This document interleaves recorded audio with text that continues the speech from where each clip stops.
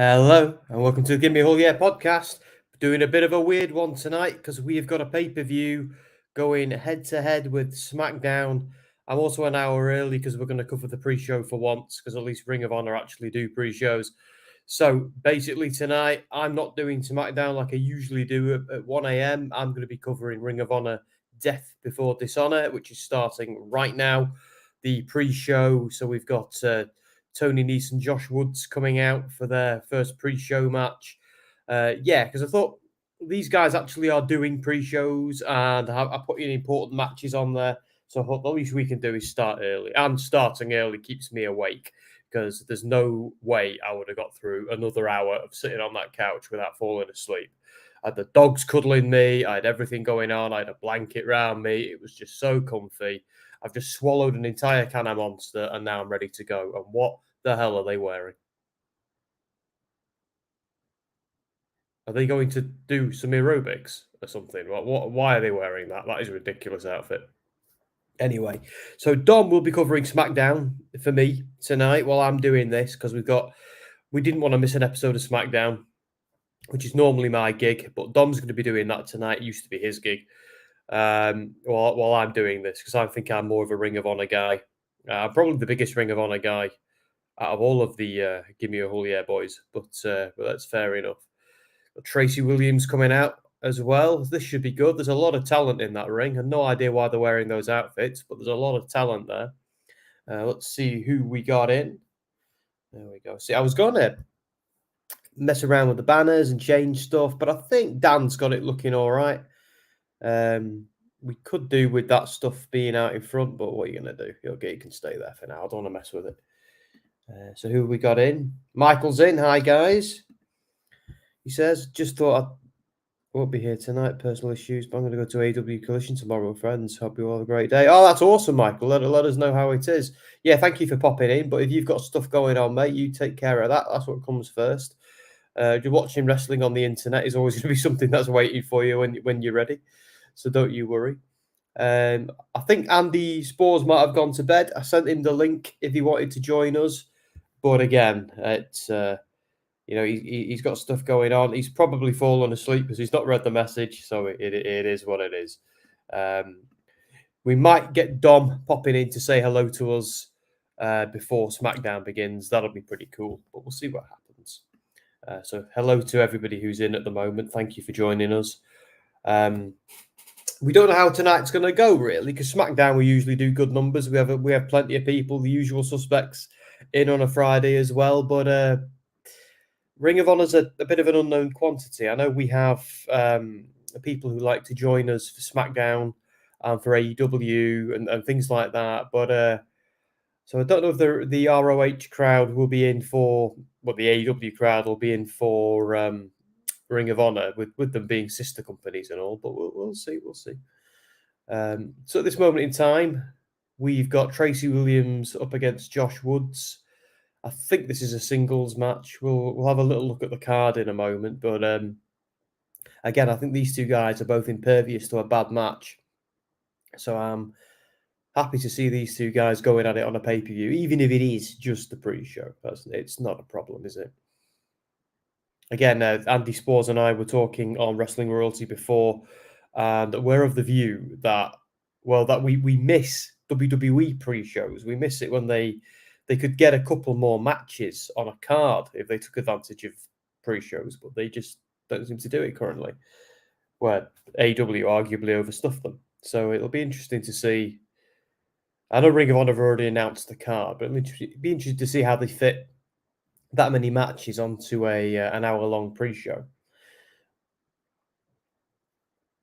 I think WWE tend to fill the pre-show with just packages now, but it's often the same packages that they play before the match on the pay-per-view. So if you're watching the pay-per-view, the pre-show is a little bit pointless because it's just a lot of repetitive content. I would rather have some quick warm-up matches. I don't know about you guys. Do let me know.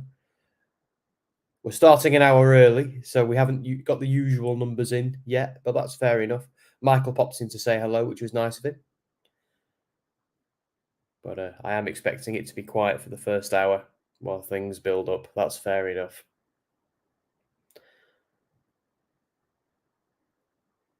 Josh's gum shield is a bit terrifying. Oh, Mark's in. Hi, Mark. And Misfit's in as well. Oh, wow. Two here. Two of the regulars. So I'll just quickly get to Misfit first. Is this the first double stream? No. We've actually done a few of them before. We've done them with Impact pay-per-views, and I'm pretty sure we've done them with Ring of Honor pay-per-views before. It's normally me who handles an Impact pay-per-view or a Ring of Honor pay-per-view. And Dom will then cover SmackDown. But if it's an average week, I'll just do SmackDown. Dom can join me if he likes, because sometimes it can be. We need to pretty much like use Dom sparingly, and when he feels up to doing one. But I imagine when Bray Wyatt returns, we'll see plenty of Dom. Hopefully, that's my hope anyway. So yeah, tonight should be a fun one. Mark, hiya mate. I'm all right. I'm happy to be here. It's a little bit feels a little bit weird being on at midnight and 1 a.m. But hopefully that massive can of Monster I just next, which is going to make me need about half a dozen wheeze during this, I imagine. Yeah, hopefully that perks me up and wakes me up a little bit because I'm still a little bit sleepy. I was nodding off on the couch then.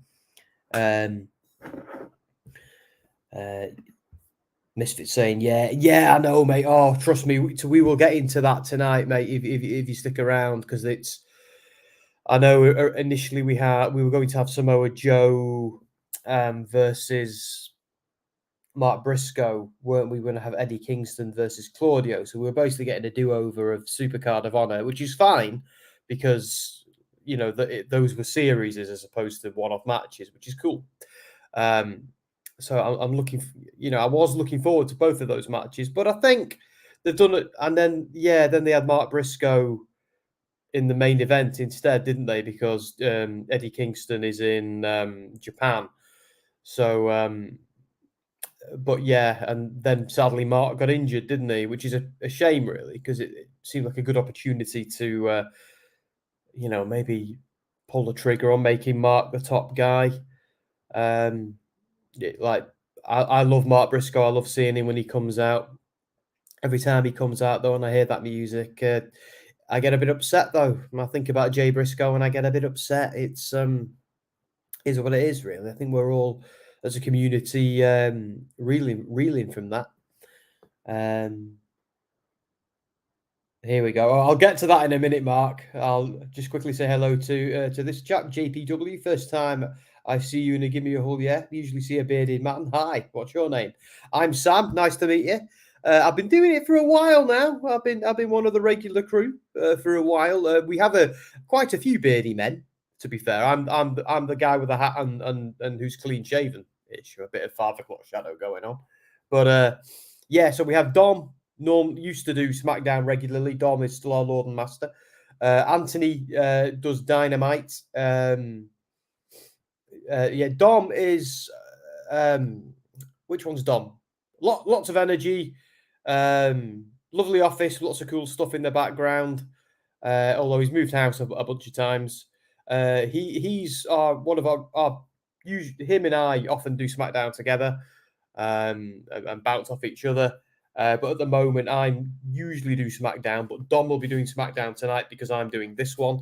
Anthony does AEW Dynamite on a Wednesday night, and we have Delicious Dan who does Monday Night Raw.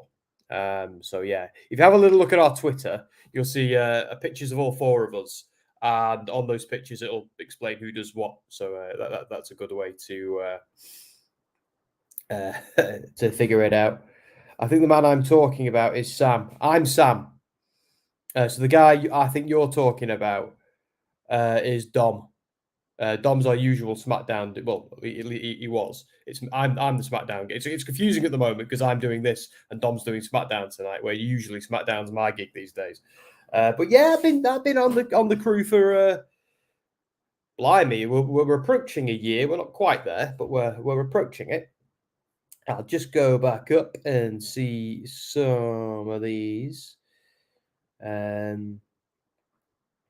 Mark saying, who's to blame for the SmackDown stream having the wrong date and time the other day then? I I'm going to have to throw Dom under a bus. I think it was Dom because I didn't set that one up. I set up tonight's, but I didn't set that one up. I think that was Dom. It could have been Dan doing some of the tech work for us, but I think it was Dom. Sorry, Dom, if I'm throwing you under the bus there, mate.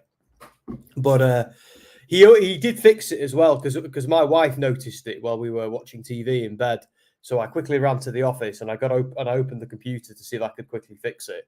But Dom had already done it, so I think it just took a while to be reflected on YouTube for some reason. Because even when I went back to my iPad, it still had the wrong time. So yeah, what are you gonna do? That was after like refreshing everything. So you're going to do a SmackDown live reaction, or someone else is going to do it? So I'm going to do Ring of Honor tonight. Dom's going to do SmackDown. We don't know what's going to happen next week. It all depends if Bray Wyatt comes back. But I'll probably be here next week as well, regardless. Let me just see. I don't want to miss any comments.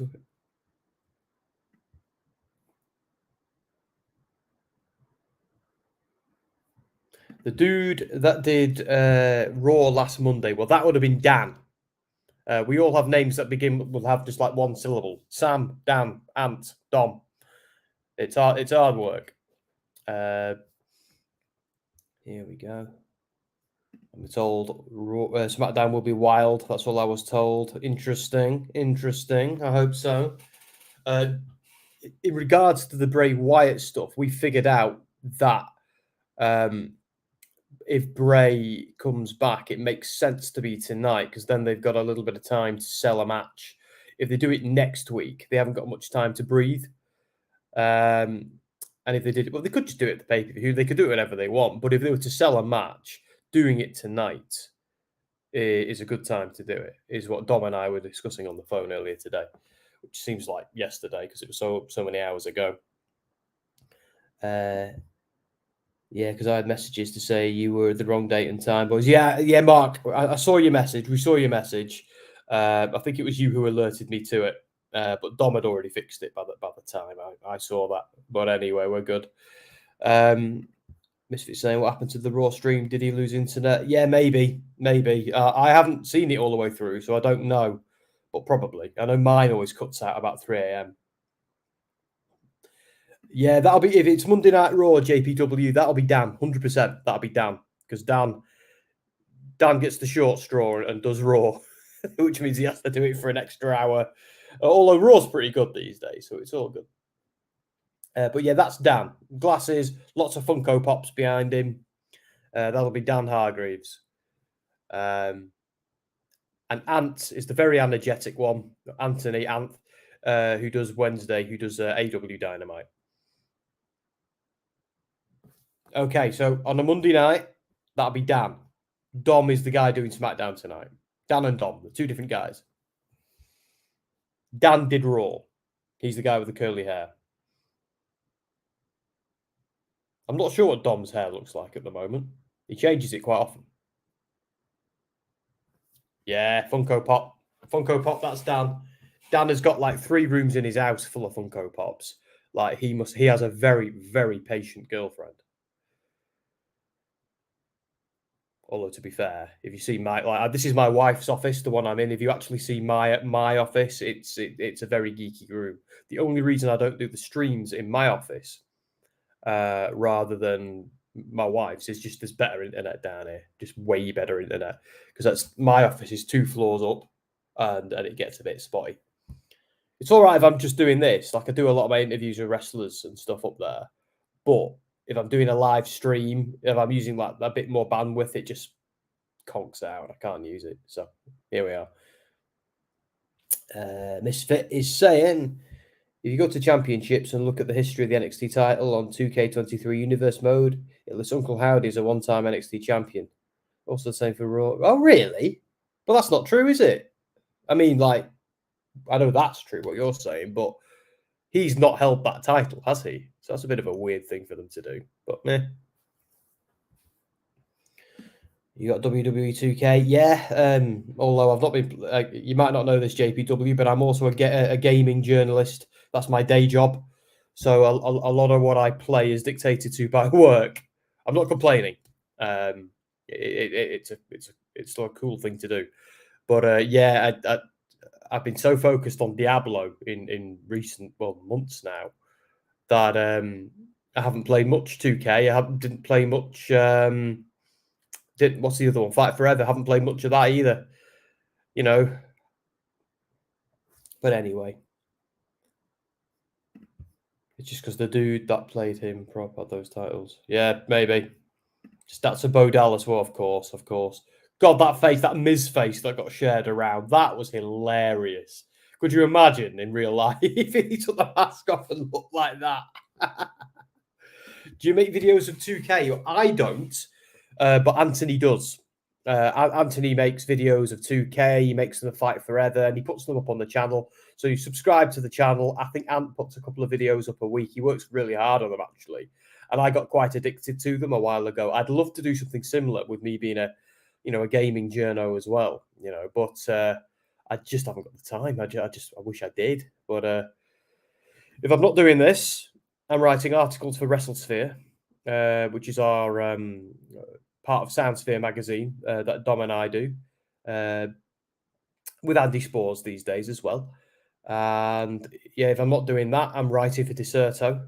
And if I'm not doing that, I don't know, I'm writing for something else, I suppose. But yeah, and my leisure time playing games is largely spent playing games, what I need to play for work and what I'm doing. I love Diablo. JPW says, glad to hear it. If you want some of the best Diablo guides on the internet, mate, have a little for Diablo 4, have a little look at Deserto. So if you Google Deserto and Diablo or Deserto Sam Smith, you'll see a load of stuff pop up. But we've been working very hard on that, and it's it's paying off as well. It's the Diablo community likes what we're doing, so that's nice. I haven't played the new one. I'd recommend it. I'm loving it. That's where a lot of my time has gone in recent weeks, but I've needed to do those guides.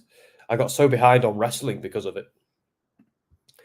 Misfit says, I think that 2K is trolling because we've been trying to unmask Howdy. Yeah, it's the worst kept secret ever that Bo Dallas has been behind the mask, hasn't it? Although he's not been the only guy behind the mask. I remember they had a few extras playing the role at different times, but yeah, primarily it's been Bo Dallas, and I think it was the unmasking. It was always supposed to be Bo Dallas, and perhaps it still will be if they ever bring that storyline back and give us a decent conclusion. Because I was into it. I know a lot of people weren't, but I kind of liked where they were going with it, and I'd like to see it come to fruition. I really would. But Bray wasn't very well, so. To be, we've never seen Howdy and the Miz in the same room together. No, we haven't. Could you imagine? That would be the worst. Oh, don't give them ideas. Don't do it. I played the first Fight Forever, got bored of it. It has potential, but needs more options. Not to be bored in an hour. Yeah, I know what you mean. It felt to me like a little bit more like of an old school arcade game, and I kind of like that because 2K goes down the, which is ironic because wrestling isn't real, but 2K kind of goes down the simulator route in many ways. It's trying to be almost a wrestling simulator where AEW kind of embraced the silliness, which I sort of like, which is weird as well because when AEW was being advertised and on its way, they told us that was going to be the serious sports-based wrestling one. So it's funny how things evolve. Chris Leclerc, hello, nice to see you. Did you know Bailey and Shotzi went to the same school, Independence High in San Jose? Oh, that's awesome. Presumably they weren't in the same year group, I imagine, or were they? Do let me know. I don't know if they're the same age, because there might be quite a long time between them. Because let's be honest, if it's about 5 years or more between them, they might completely miss each other. Speaking of Bailey, it should be Io's corner tonight for the Io match with Charlotte. See, a misfit. I know we have different fantasy bookings here. But I'm pretty keen to see Bailey help Io to the point where she betrays her and just make it the ultimate backstab. That's what I want to see. I want to see some goddamn drama. AW has to add a universe mode. Yeah, I reckon so. I think there's a lot. Again, yeah, I think you're right. I think it has a lot of potential. There's a lot of cool stuff they can do with it, but it's meant to be a live service game, not a fully live service game, but it's meant to be a game that is going to have continuous content as opposed to a one and done. I can't imagine them releasing a version of it every year. I think it's more going to. They might get to that model eventually, but bloody hell, that was impressive by Action Andrade then. Action Andrade, Action Andretti. Oh my god. God, Ant will kill me if he hears me say that. Oh, hello. So John Cena in Mortal Kombat 1 as Peacemaker. Yeah, that makes sense. Warner Brothers own the rights to both, don't they? So, and they often in MK games often stick other Warner Brothers icons in their games, don't they? Which I'm not a fan of really, because then I don't like seeing Jason Voorhees in Mortal Kombat and stuff like that. I just want to kind of keep it the MK guys, but what can you do? So I thought Bailey was older than Shotzi. Shotzi looks 20 something, but Bailey looks 30 something. Shots fired. I wouldn't tell her that. I found she had a lot of presents, Bailey, when Dom and Andy were at Money in the Bank recently, and we were at the press event, and we were interviewing them. Bailey, Santos Escobar, LA Knight all had so much presence. Like when they walked in the room, you just knew somebody had walked in. It was really weird. But we did our best not to mark out and to be professional. So we did. I didn't even wear the hat. That never happens. Shotzi's 3 years younger. Oh, right. So feasibly they were there at the same time then, at least for a bit. I know it's different over there, Mark, to what it is here. I think they're there a little bit longer. Because unless your high school in the UK has a sixth form college, you're only there 5 years, aren't you? So, guys in the US, how long do are you guys in high school for? Because I don't know, because you guys have middle schools. I know we have them too, but it depends where you are in the country. So JPW shots of 30 or 34. Yeah. Oh, so they're both in their 30s. Do you know what though? I think wrestlers are at their best when they're in their 30s, approaching their 40s. I think that's the sweet spot.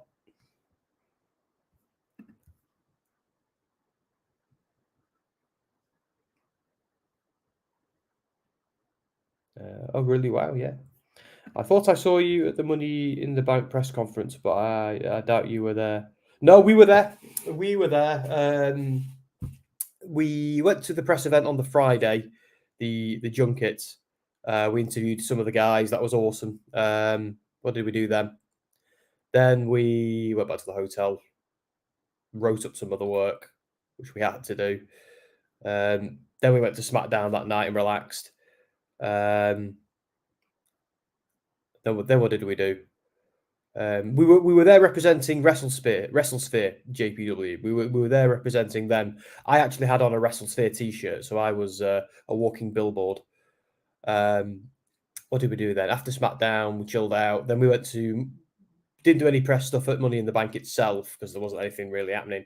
But Dom went into the press conference afterwards. You could actually see his little head. Sadly that he didn't get to ask his question, which was quite frustrating. But what can you do? It's just nice to be invited. Yeah, because they went to like the same guys about 8 times. It was annoying. But yeah, Dom was in the press conference. I didn't go in because Andy and I had to leg it onto the tube to basically to get to a train. So the minute that referee counted 3, we were out of there, which is a shame. But next time we're going to have the hotel booked, and we're just going to stay over in London. We Andy and I jumped on the tube, then jumped on a train, then got to Andy's car, and then drove through the night to get back to the north of England. And we were driving all night. I actually got to the cottage where my wife was staying at 7 a.m. and just rolled into bed. She was going to the gym, and I thought, No, I ain't joining you. No, no, no, no, no. I'll have a cup of tea and go to bed. So that's what I did. Yeah. So, and the reason we had to do it is because Andy had a run, had a marathon to do the next morning, which I thought was insane. But the man is committed to his running. Okay. So I've been yapping. Let's see what else people are saying. How about this? Bailey helps Io win the title and then turns on Io. Yeah, that's exactly what I want to see happen. Or because I know how desperate you are for Io to win that title, Misfit. See, I think they should tease it a little longer.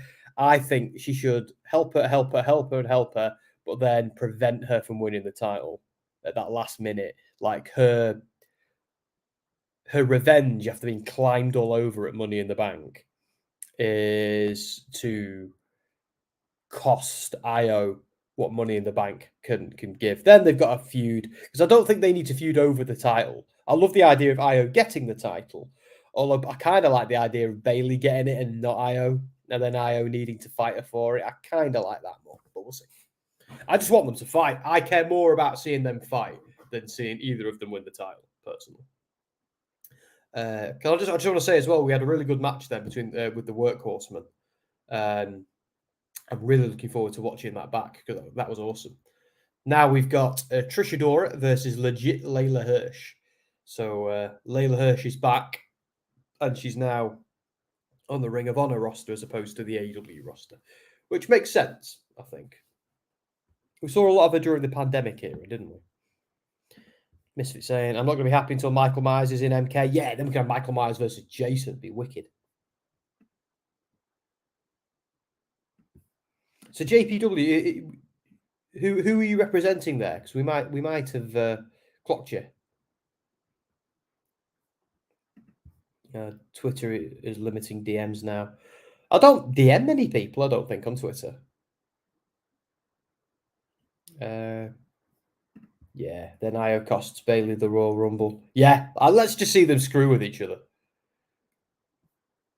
Do you watch indie wrestling, Sam? Yeah, quite a lot of it.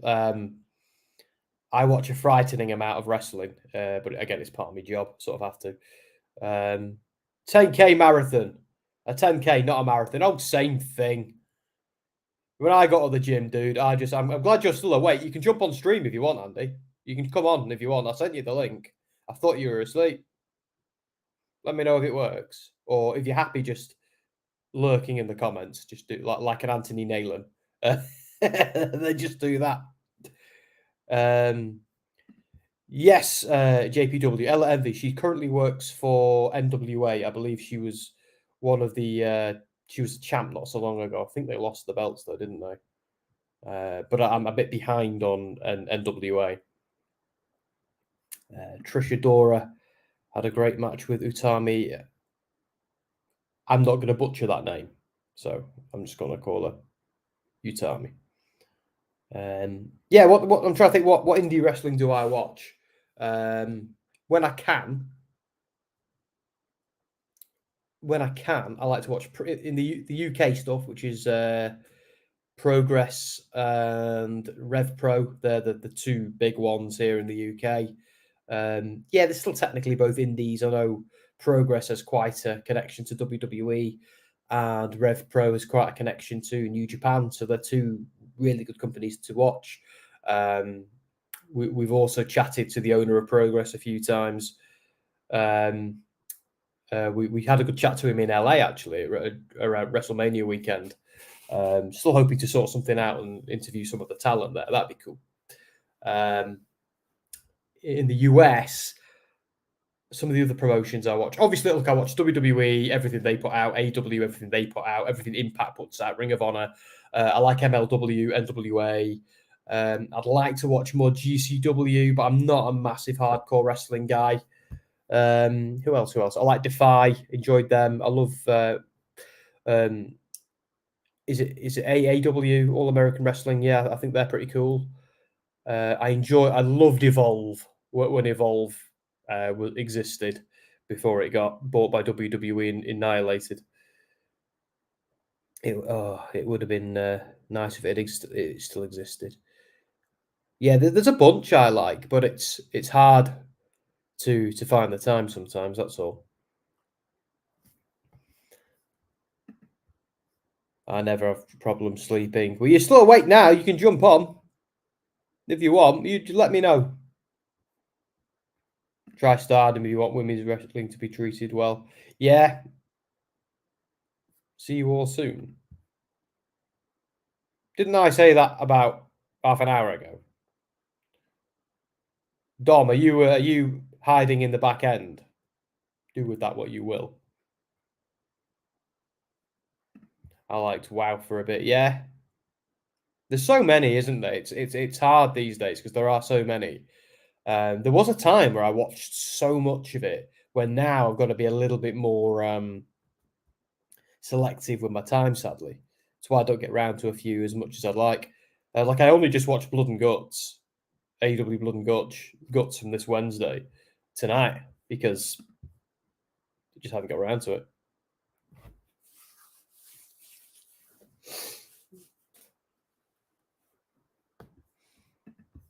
Aren't they your local promotion, Andy? North is the best up and coming British indie promotion. I'm not saying he's biased, but to be fair, I've heard other people say similar things, so I totally believe you. Preston City Wrestling are my local promotion, and they've been pretty big. They were very broken up by the death of Lionheart when that happened, because I think he was their champion at the time. So that threw things into disarray, and obviously it put the entire promotion into mourning straight away. Sadly. JPW saying, thanks for joining us tonight, by the way, JPW. So you somebody who watches Give Me a Hull, yeah, every now and then, dips in and out, if I'm a relatively new or fresh face. When I saw Willow beat Mercedes, I had a mental breakdown, I'm not going to lie. She's good though, Willow. She's over as well. She's over as her over. Huang's in. Hi, Huang. You've got a choice to make tonight, Huang. You either watch those or you watch SmackDown. It's up to you. Saying, is Claudio really the Ring of Honor champion, do you mean? Give me a hug. Yeah, he's been for a while. Who did he take it off, Misfit? You'll tell me. I forgot. Who the hell did he take it off? Chris Jericho. That's who he took it off. But come on, were any of us meant to take that seriously?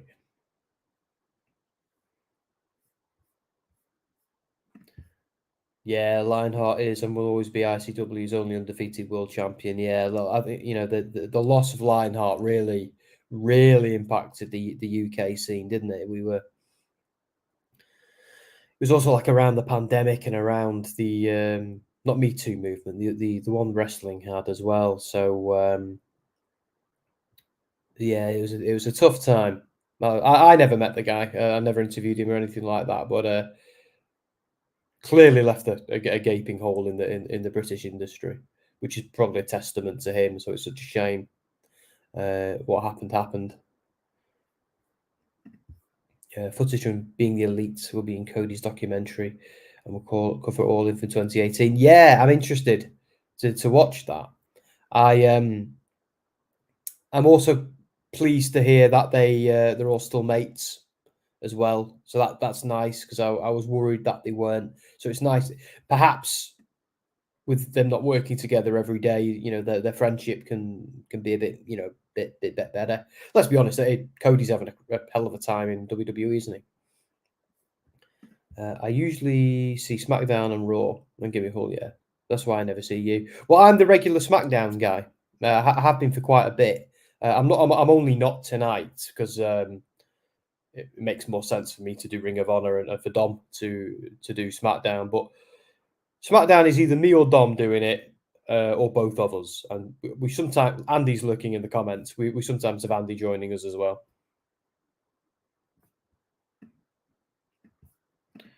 And Trinity won the title. I screamed, yes, because I get excited to speak Spanish, and it means that's right.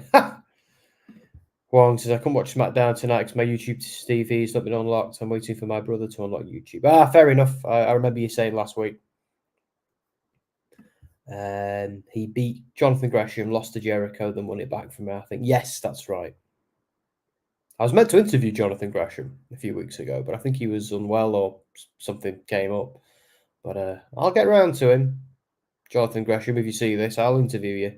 Impact PR, if you're watching this, I'd like to interview Gresham, please.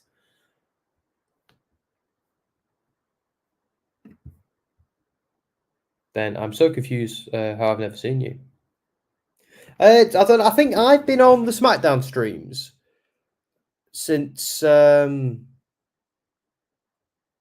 don't know, like November last year. I've been on every single one, but the majority, like if I'm on holiday or working or something, or away at a wrestling show, I generally don't. I've been. I think this past few weeks there's been a lot of confusion because we've had Ant and Dan have covered a SmackDown. Dom's covered a couple of SmackDowns. So we've been quite all over the place in recent weeks, mainly because of Money in the Bank and then me going on holiday. Now because Cody and the Elite are friends again means he's come back to AEW when he's not. Yeah, exactly. Like he's. I think where Cody is now is the right place. I'd like to see him have another run in AEW, perhaps one day. But right now, things are good as they are. I don't think they should mess with it. I watch it SmackDown on live TV by now, so I can't watch it tonight. Sadly. Okay, fair enough. So your day job is a journalist. It is indeed. Since uni, really, I think I've on and off been a journo. Worked in PR as well and marketing, but right now, yeah, fully a journo completely. Day job is for Deserto, but obviously I do a lot of work with Dom on Soundsphere and WrestleSphere as well. But yeah, so if I'm not doing gaming stuff, I'm doing wrestling stuff. So it's not all bad.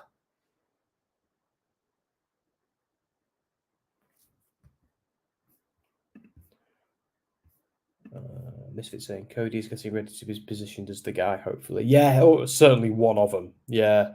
To be fair, like let's say my fantasy booking comes true, and it will at Mania, then he does become the guy because obviously Roman wants a bit of time away and he wants to go and do a few movies as well, doesn't he?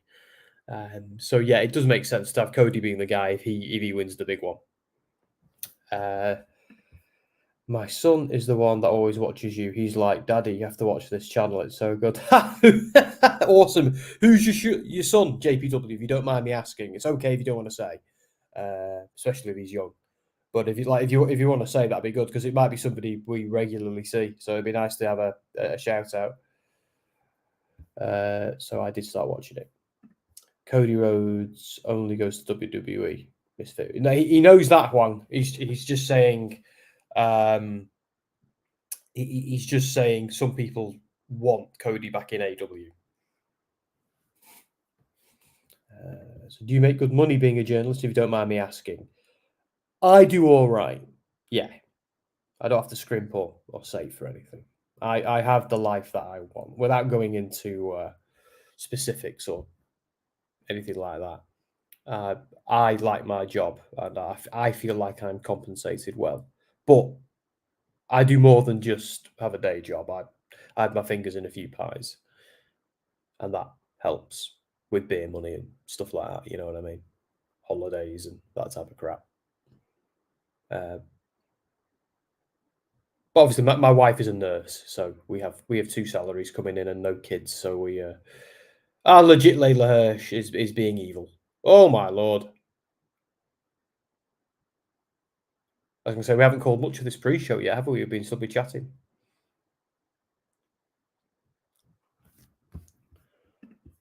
Vince will be like, nah, pal Brock versus Roman again. No!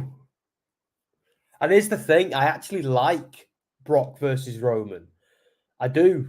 I enjoy every match they've ever had, but they've got to do something else, and they are doing so. It's all good. So your son uses the same login. Okay, fair enough. Because I think, like I say, JPW, I think this is the first time I've seen you that I'm aware of. So might just be that. Andy says, JPW, if you started watching recently, Sam has been away on holiday and at Money in the Bank, but he's your big. Yeah, Andy's exactly right. Yeah. We were at Money in the Bank, so Dom and Ant covered for us, but we then invaded their stream in the hotel after having a few drinks.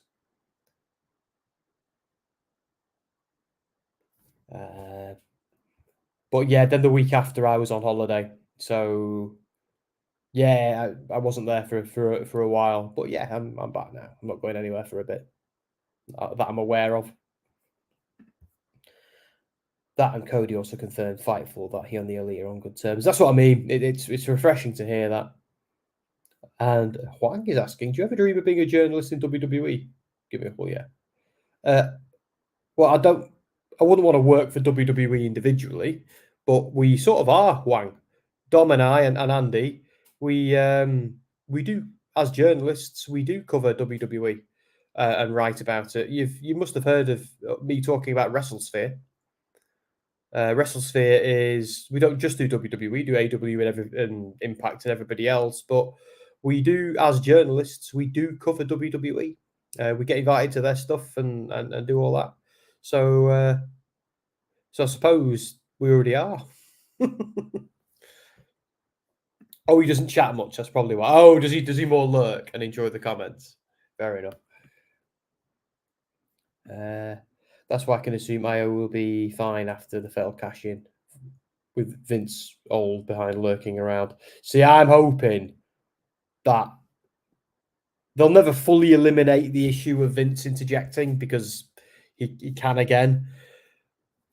But I'm here. The last thing I heard was he hasn't agreed to back off. It's more like he's backing off himself, letting trip, but he still reserves the right to stick his fingers in whenever he wants. But I think a lot of what we're seeing is Triple H, which is good because Triple H is still the man there.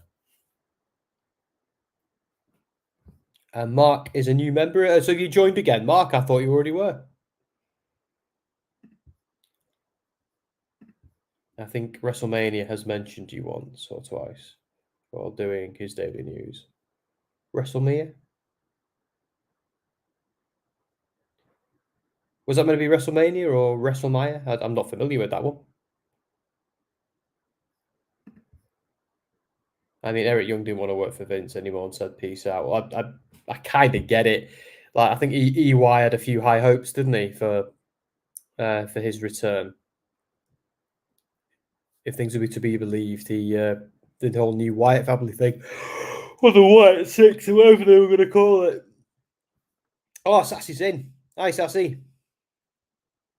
I was going to say, we started an hour early because I wanted to do the pre-show. Although, to be fair, we've been chatting amongst ourselves rather than really chatting about the pre-show. And Shane Taylor's coming out. And in case you didn't know, he's a lion in the jungle. This will be good, this. Oh, it ran out the other day. Oh, I see. Fair enough. I didn't know it ran out. That's how much attention I pay to the backstage stuff. WrestleLamia. Oh, so they've mentioned WrestleSphere or Give Me a Hold. Yeah, well, that's cool. WrestleSphere gets picked up quite a lot now. If me, Andy, or Dom do an interview, it's not long until Sports Skeeter or Fightful Select come and quote us. They always give us the credit, which so they should because it's our interview. But we don't mind other sites sharing our quotes if they credit it to us. You know, that's just common courtesy in the industry. But yeah, it gets our name out there, and the more our name gets out there, the more interviews we can do. You know, the bigger our audience, the more interviews WWE and everybody are likely to give us. So yeah, we're happy for that to happen. There's AR Fox taking on Shane Taylor. See, Shane Taylor took a high-profile loss on Ring of Honor TV this week to Dalton Castle. Great match, really good match.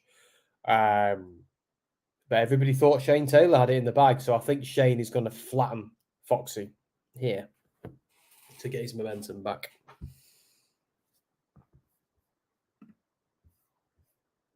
Just finished class. Sorry for being late. You don't need to apologise for that, Sassy. That's the stuff that takes priority, isn't it? EY only went back because at the time Triple H was only exactly. You know, Triple H was running unopposed, wasn't he? And then the coup, the corporate coup happened. Look, the thing with Vince is I'm happy for him to be there. I'm happy for him to be involved. I just don't want him massively involved with creative because if you think everything from last year's SummerSlam onwards, WWE, for the most part, has been pretty good. You know, we've had a pretty consistently good year.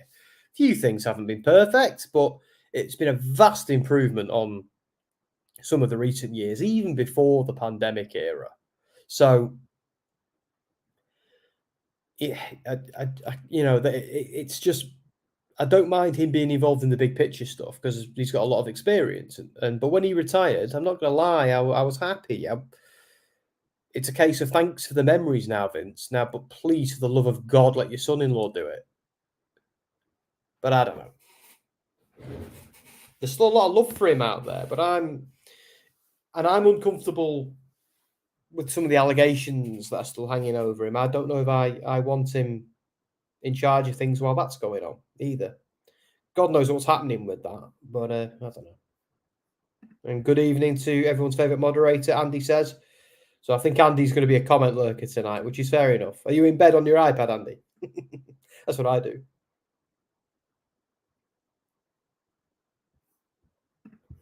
And we're chatting, relaxing right now, JPW. I don't like WrestleMania. They made a video of people that should be fired because they didn't like their gimmicks. Oof, it's a bit harsh.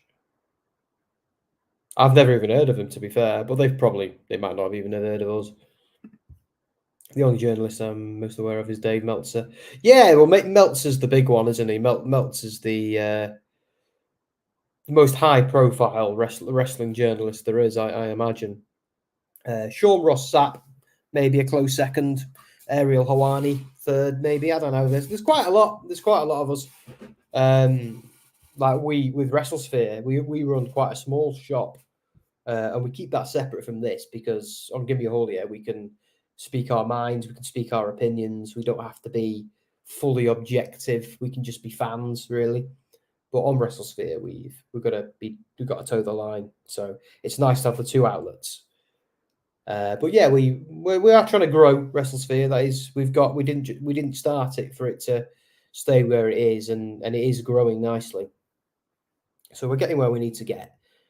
Not like meteoric, but considering we only launched WrestleSphere in January, and we've already been to a Mania, and we've been to the press stuff at the next UK pay-per-view, we're doing all right.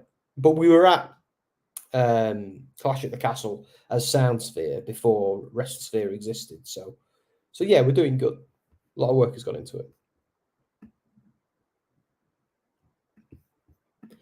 My kid's only 6. He barely knows how to write. Oh, God, really? Didn't know that.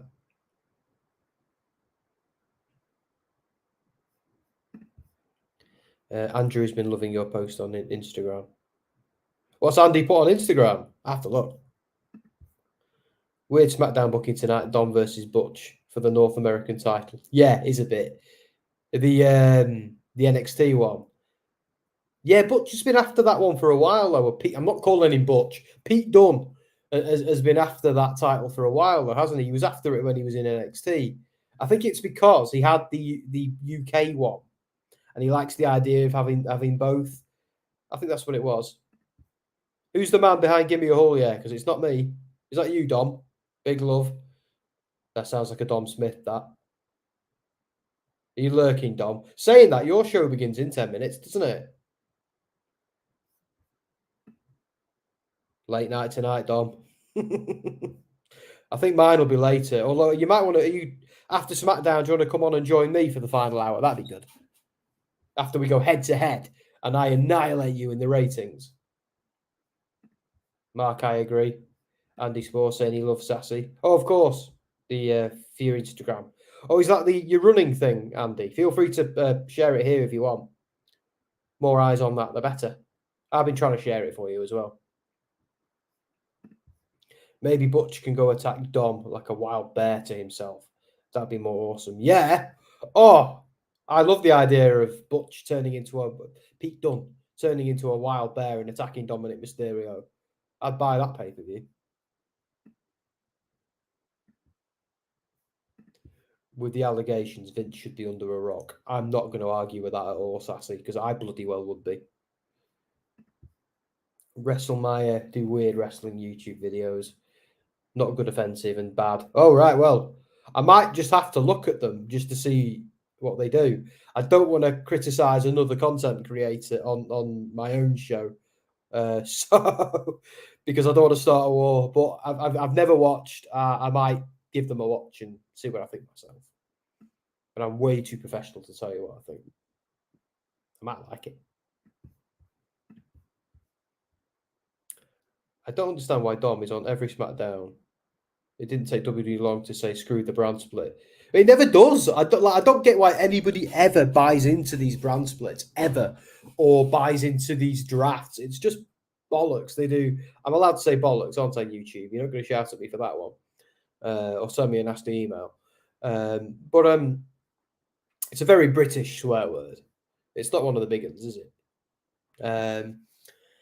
Yeah, but I think that's the thing. Like generally, I think brand splits are a great way to keep things organised. But I think it makes sense to have some overlap as well. I think it does, especially with the champions. But yeah, I know what you're saying. This fit, it's almost a bit pointless, isn't it? I have to say though, since setting up Ring of Honor again, creating Collision, having Rampage is kind of anybody can show up show, and like basically splitting Dynamite, Collision, and having Ring of Honor almost as a third brand. I feel like AEW has become a lot more focused and a bit more organized. So I'm feeling it at the moment. I do want to see less jobbers on Ring of Honor, though. I understand they're using it as a more developmental kind of thing, but I don't want to see a 20-minute pure rules match with a jobber, Tony Khan, if you're listening. I don't want to see. I don't want to pay you 10 quid a month to see that. I want to see people like these two, Josh Woods, Dalton Castle. I want to see the stars. Oh, and bring back as Booker Delirious. Bring back Delirious as Booker. Even if he just helps you and Tony and you both book it together, that'd be awesome. And bring back Todd Sinclair as a referee. I can't have Ring of Honor without seeing Todd Sinclair getting all out of steam in the ring. Let me see it. Come on. Let's bring back Ring of Honor and like combine every era into one super era. Let's do that. I love how I'm talking to Tony Khan directly, like he can hear me. Did you see that Sky Blue botch save? She ran out and nearly fell down the stairs. Wow, look, she didn't get injured there. Yeah, thank God for that.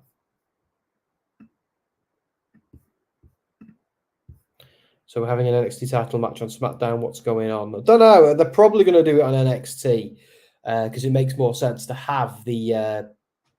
although maybe not. Maybe not. If it's Butch, Pete Dunne, they're probably going to do it on SmackDown, aren't they? We'll go over to SmackDown soon, but we'll be back playing ping pong tonight. Yeah, yes, we make it hard for you, don't we, Sassy, when we do this? But I don't think we have a choice to be. I already feel bad that we didn't do anything around Bound for Glory, you know. But none of us were free that night. Like we all had stuff going on the next morning, so just wasn't possible. But I'm a big fan, by the way, wrestling companies, of the Saturday pay-per-views because I could do it then. But even then, I have difficulty because I often do SmackDown on a Friday. So doing 2 late night live streams kills me off.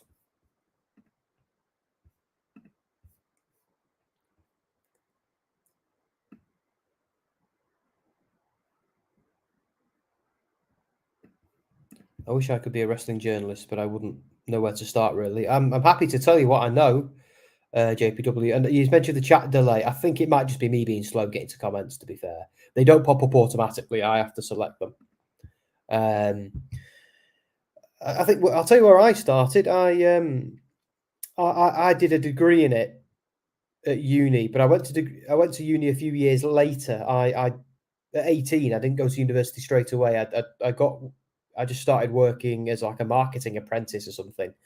And I fell into that accidentally because I needed a job.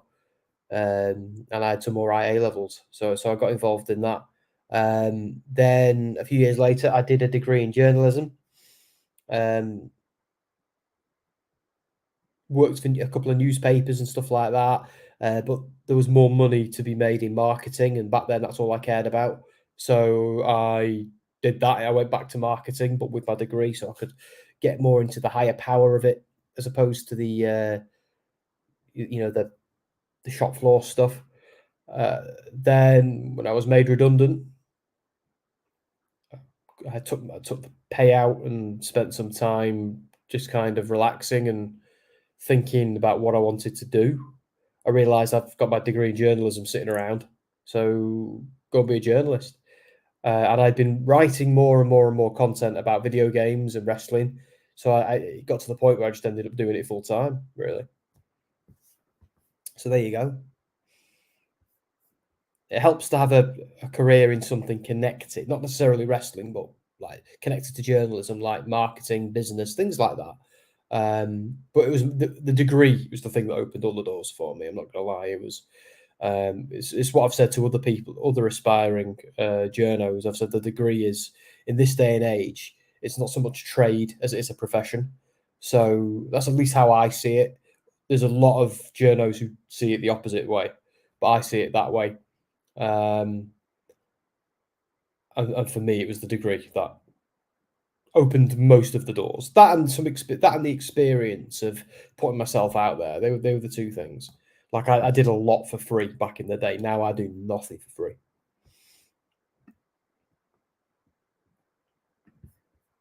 At least for the 2022 brand split, you didn't see people in different shows appears on other brand shows. See, yeah, true. I don't mind it because I think it keeps some consistency and congruency. But I know what you mean when it gets to the point where the brand split becomes pointless. WWE is not going to announce Asuka's SummerSlam opponents on social media. Of a ring segment with Adam Pearce. Yeah, makes sense to me. Wasn't originally scheduled to wrestle tonight.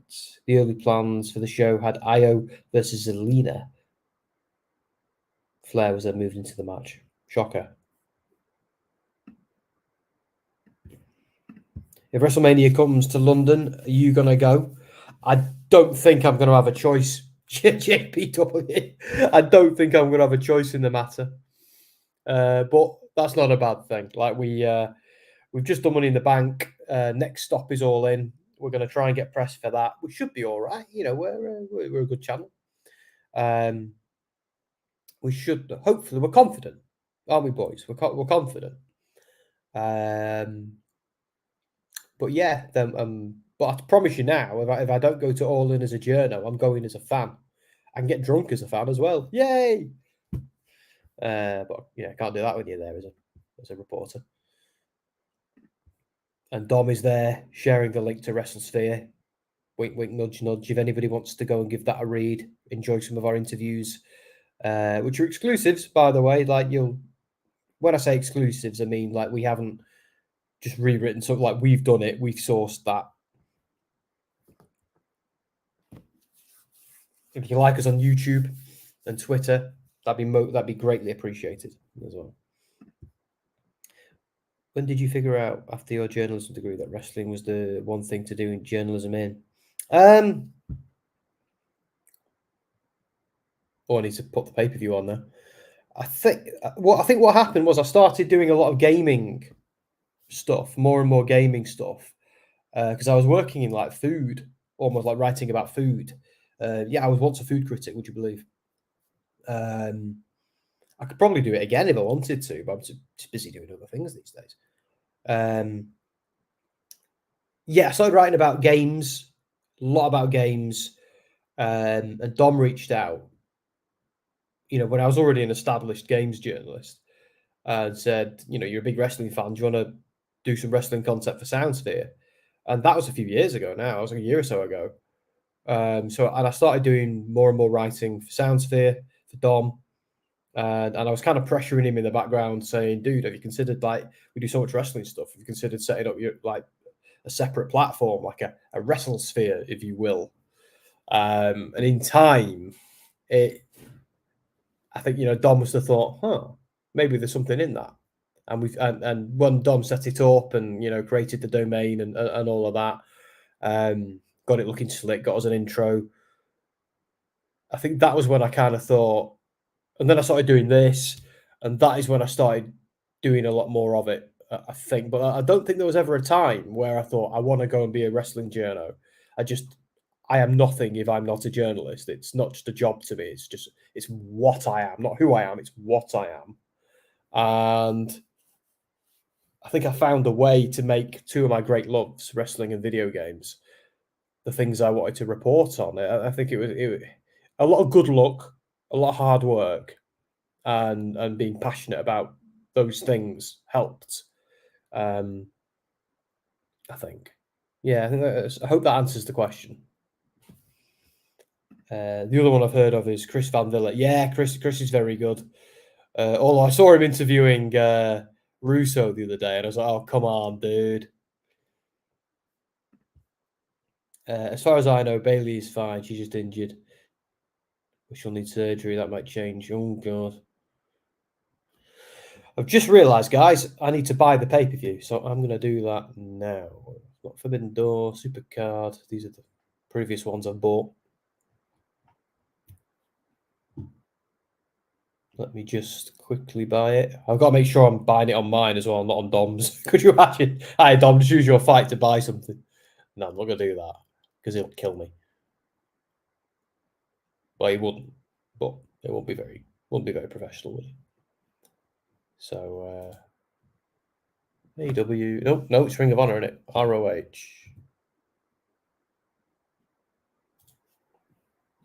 Death Before Dishonor. It's on air right now, so let's buy it, shall we?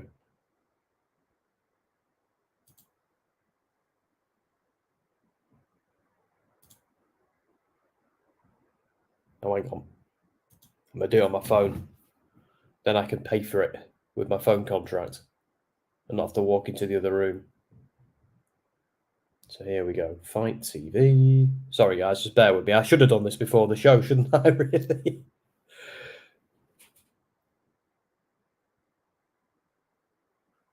Here we are. Buy with 20 fight credits. I have 18? Oh, god damn it. I have 18 fight credits. I'm 2 off being able to get it for free. That sucks, doesn't it? Oh, there goes 20 quid. 20 quid, though.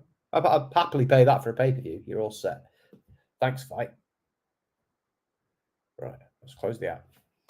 Let's refresh it here.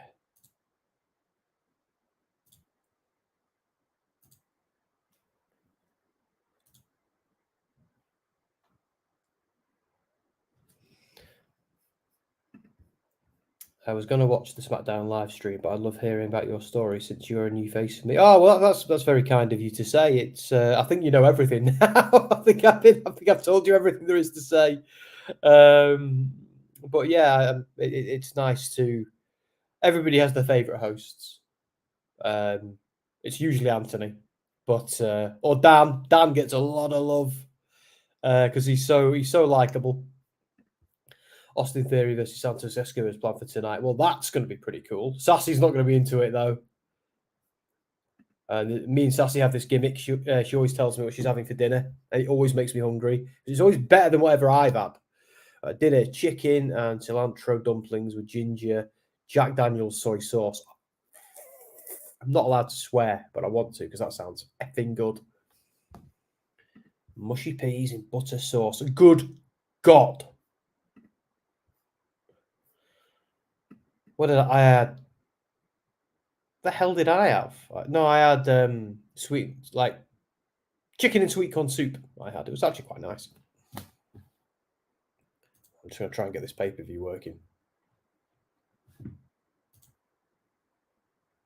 There we go. Do you know what?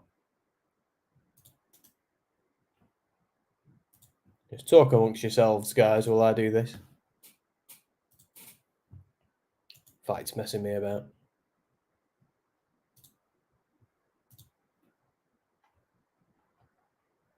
Right, okay. I am logged in as me, aren't I?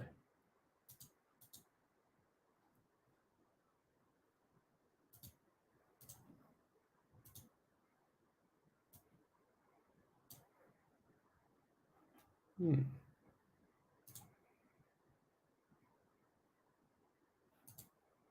No. Sorry, guys. I'll get to you in a moment. I'm just trying to get this. I really, really should have done this earlier, shouldn't I?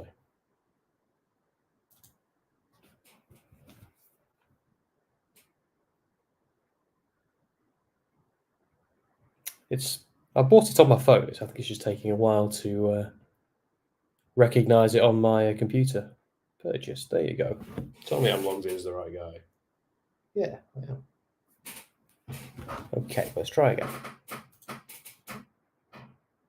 I know. Tell me about it. I thought, I can just buy it there. It'll only take a minute. I was too busy watching AEW. What's it called? Blood and Guts. And thinking, oh, this is good. But yeah, 100%. Learn me a lesson there.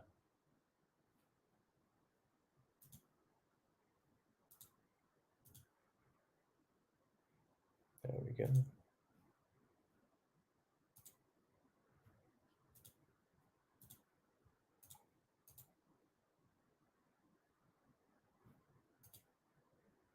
Hey, it's working. Thank God.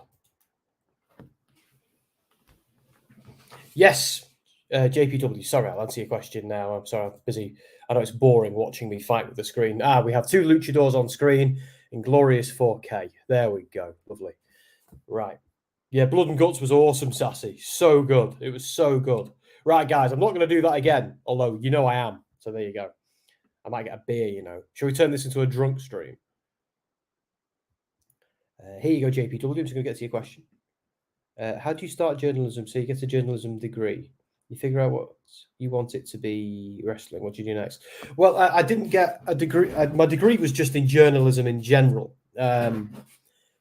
Because when I left my marketing job, my first like marketing job, when I was about 22, and I thought, what am I good at? What do I enjoy? What do I want to do?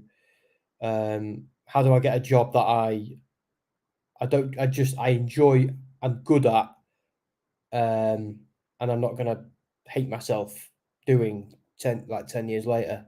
Because I know a lot of people who, no disrespect to anybody, but I know people who wake up on like hate Monday. They hate their job. If I only get one life, I want to enjoy what I do. I know that sounds pretentious as hell, and I know it does.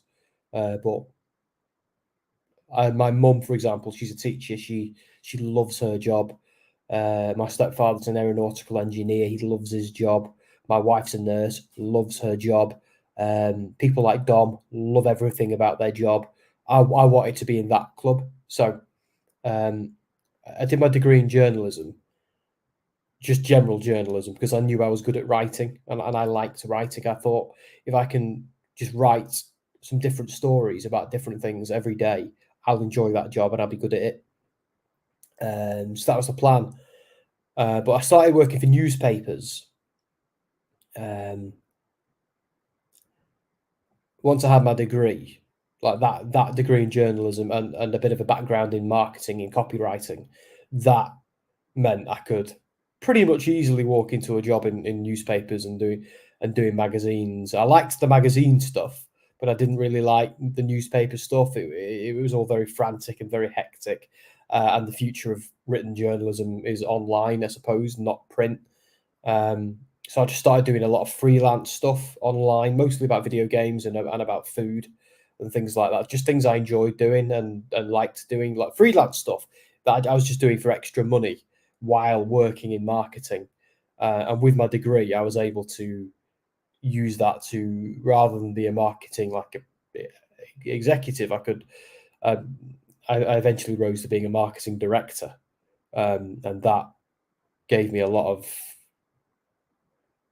of freedom to pursue other avenues. It was a lot of work, but it meant I could kind of like when I got made redundant, I had enough space and resources just to think, right, okay, why did I do this degree? What was the aim? It was to do something I enjoyed, and I didn't enjoy that last marketing job.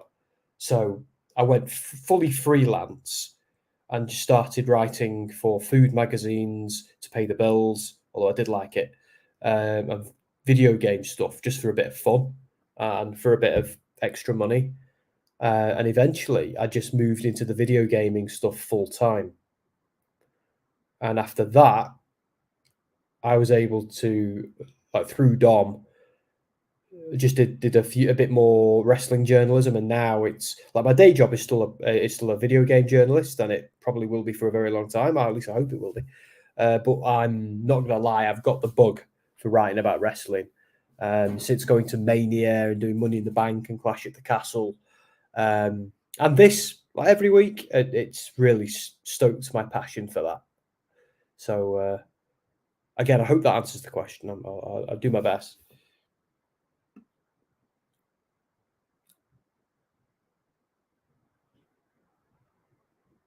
My whole life as a kid, I wanted to be a WWE writer, and I'm not really sure I can do it. Can do college, but I just don't know anymore. Well, like Sassy and me, because I was a mature student when I did my degree. I was okay. I was only in my early 20s, but still a mature student. You're still like way different to the 18-year-olds who are running around. You trust me on that. Like I already had a bloody house and lived with somebody I loved and a car, and none of these guys had any of that. And who's just Dom? Get out of the back end, changing it. Look at he's done. The douche. He's changed it to SmackDown. For the SmackDown! Come on, SmackDown! Yeah! Yeah! Yeah, that was Dom, if anyone's wondering. Shall I just leave it there just to confuse everyone? See, I have to do work in the back end now, Dom. I have to now go and fix that because of you. I was telling JPW my life story, and you come in and do that. I'm going to disrupt your stream in a bit. Has he been sassy? Has he been doing it for 15 minutes, or has he only just arrived? To finish, by the way, JPW, before we were so rudely interrupted, try, have a go. Apply to it all started for me when I made a phone call. I rang the course leader, somebody called Deborah at the University of Central Lancashire, and I just asked her a question about a journalism course. I said, look, I'm 22, I work in marketing at the moment. How do I go about getting on your course? Now, I'm lucky that I had some decent A levels, which kind of allowed me to get on the course without doing much else. So it was lucky I did them. Without them, I might have struggled getting on the course. I might have had to have done a foundation year. But who cares? If you want to do something, you have to do a foundation year. Do the foundation year. Who cares? What's a year of your life to get on the course, which is going to change your life? So yeah, you might be studying for 4 years, but again, what is who cares about 4 years? Like when I did my degree, it was 3 years, just flew. And 3 years later, it took a while longer for me to click into where I wanted to be, but that phone call I mentioned a minute ago, I can't believe I wake up sometimes and I'm like, God, could you imagine if I hadn't made that phone call? Where would I be now? Would I be as happy as I am now? And I don't think I would be. Hope we're not getting too deep. Oh, that's Dom is sharing Andy's stuff. Andy, are you still with us, or have you gone over to Dom? Sassy saying, JPW, just do it. Give yourself a chance. I believe you can do it. Yeah, me too, mate. If it's your dream and your passion, yeah, it's yeah. I think you owe it to yourself sometimes to do that. JPW laughing. Drew McIntyre is backstage at SmackDown. I'm dying. Why are you dying? Oh, this guy interrupting our stream. Diva Dom strikes again. I was going to say Diva Dom. It's only been 15 minutes and Diva Dom is here. Says, you're the man, Sam. So that is Dom, by the way. That is the chap who started this channel, who interrupted my bloody stream. Right, I'm going to go and have to fix it now, Anna. Give me a moment, guys. Missed that luchador match, Dom. Well, I didn't. Is Dalton Castle? I love Dalton Castle. I think he's absolutely awesome. Was not expecting him to beat Shane Taylor on Ring of Honor this week. Not at all. Oh, we never did an intro. Shall we do an intro? What Ring of Honor guy? Shall we just do one now for the crack? Who shall we have? We'll have Sammy Guevara because he's cool.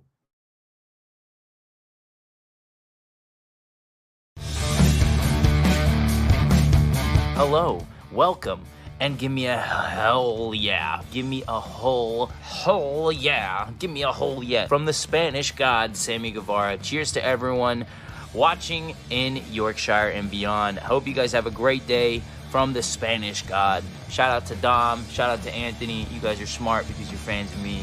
And anyways, have a great day. There we go. Thanks, Sammy. Right, let's change this bloody stupid SmackDown thing, shall we? He's put it... Oh my God, it's everywhere. Let's fix this. Oh, check it out. This doesn't... Well, you can't see because my stupid head's in the way, but there's us at Mania. That's cool. Love that. Let's get rid of it, actually. See, Dan took the time to make me all this nice stuff. AW Collision, it's not that. Death Before Dishonor. There we go. There we go. I've got to get rid of bloody SmackDown, though, which is still in the top right corner. Let's get rid of that. Dom, if you do that again, I'm going to come onto your stream and end it like you did for WrestleMania that time. It's better. Although. Nah, that'll be all right. That'll be all right. I'm happy with that.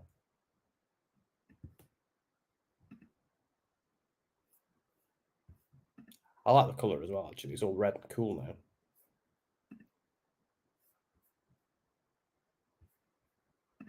Now I'm on Twitch. How's that, JPW? We never get anybody watching through Twitch, hardly. Well, we do. We get mostly it's YouTube and Facebook. Poll. Oh, you're right, Sassy. Let's do that, shall we? We didn't do the pre-show. So let's do that, should we?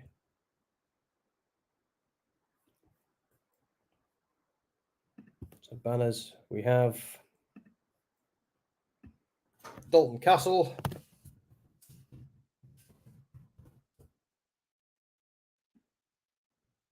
Versus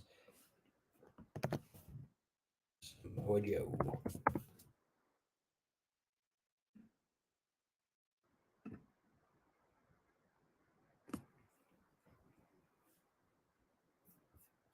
I'm just going to do a quick poll, guys. See, this is where my YouTube interrupts me. So I have to quickly pause myself when that happens. Samoa Joe is here. Is Dalton going to beat him? Because I think a lot of people are going to retain tonight because of the way what Misfit talked about and the way the card has kind of not been the one they wanted. So I think they might use this pay-per-view to make everyone look strong. Just me. I could be wrong. I've been wrong before, and I will be again.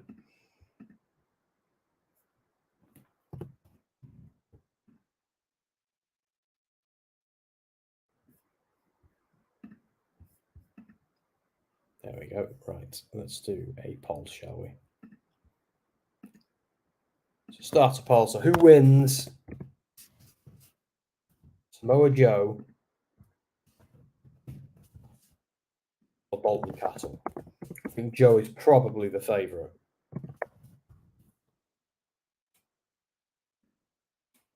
I mean, if Castle can beat Shane Taylor and Samoa Joe in 1 week, that's nuts.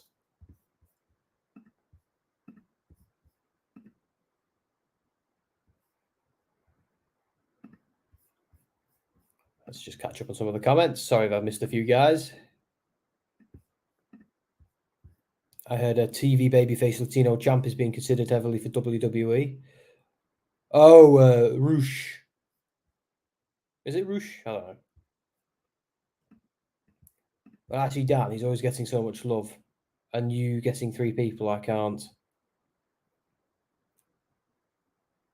I don't know. My streams often do sometimes get the better numbers, sometimes, but we'll see. It's okay though, because we all have weeks where we get just a few people, and then we have weeks where we have a lot of people. It's just the way it is. Depends what's going on. And we've split our audience tonight as well, though, because half the audience are over with Dom watching SmackDown. So when we do that, we always make a rod for our own backs, but it's worth it when you watch the streams back at a later date when people have watched them back, and you see what I mean. So it always pays to do it, but it's a long-term gain and a short-term loss, but it's fair enough. We've had some crazy numbers on some of the SmackDown streams before, just crazy. It's that WWE is just more popular. Yeah, but they're up against the pay-per-view, so we'll see how it goes. But yeah, Ring of Honor, out of the big four being WWE, AEW, Ring of Honor, and Impact, Ring of Honor's probably in third place, isn't it? I'd say these days.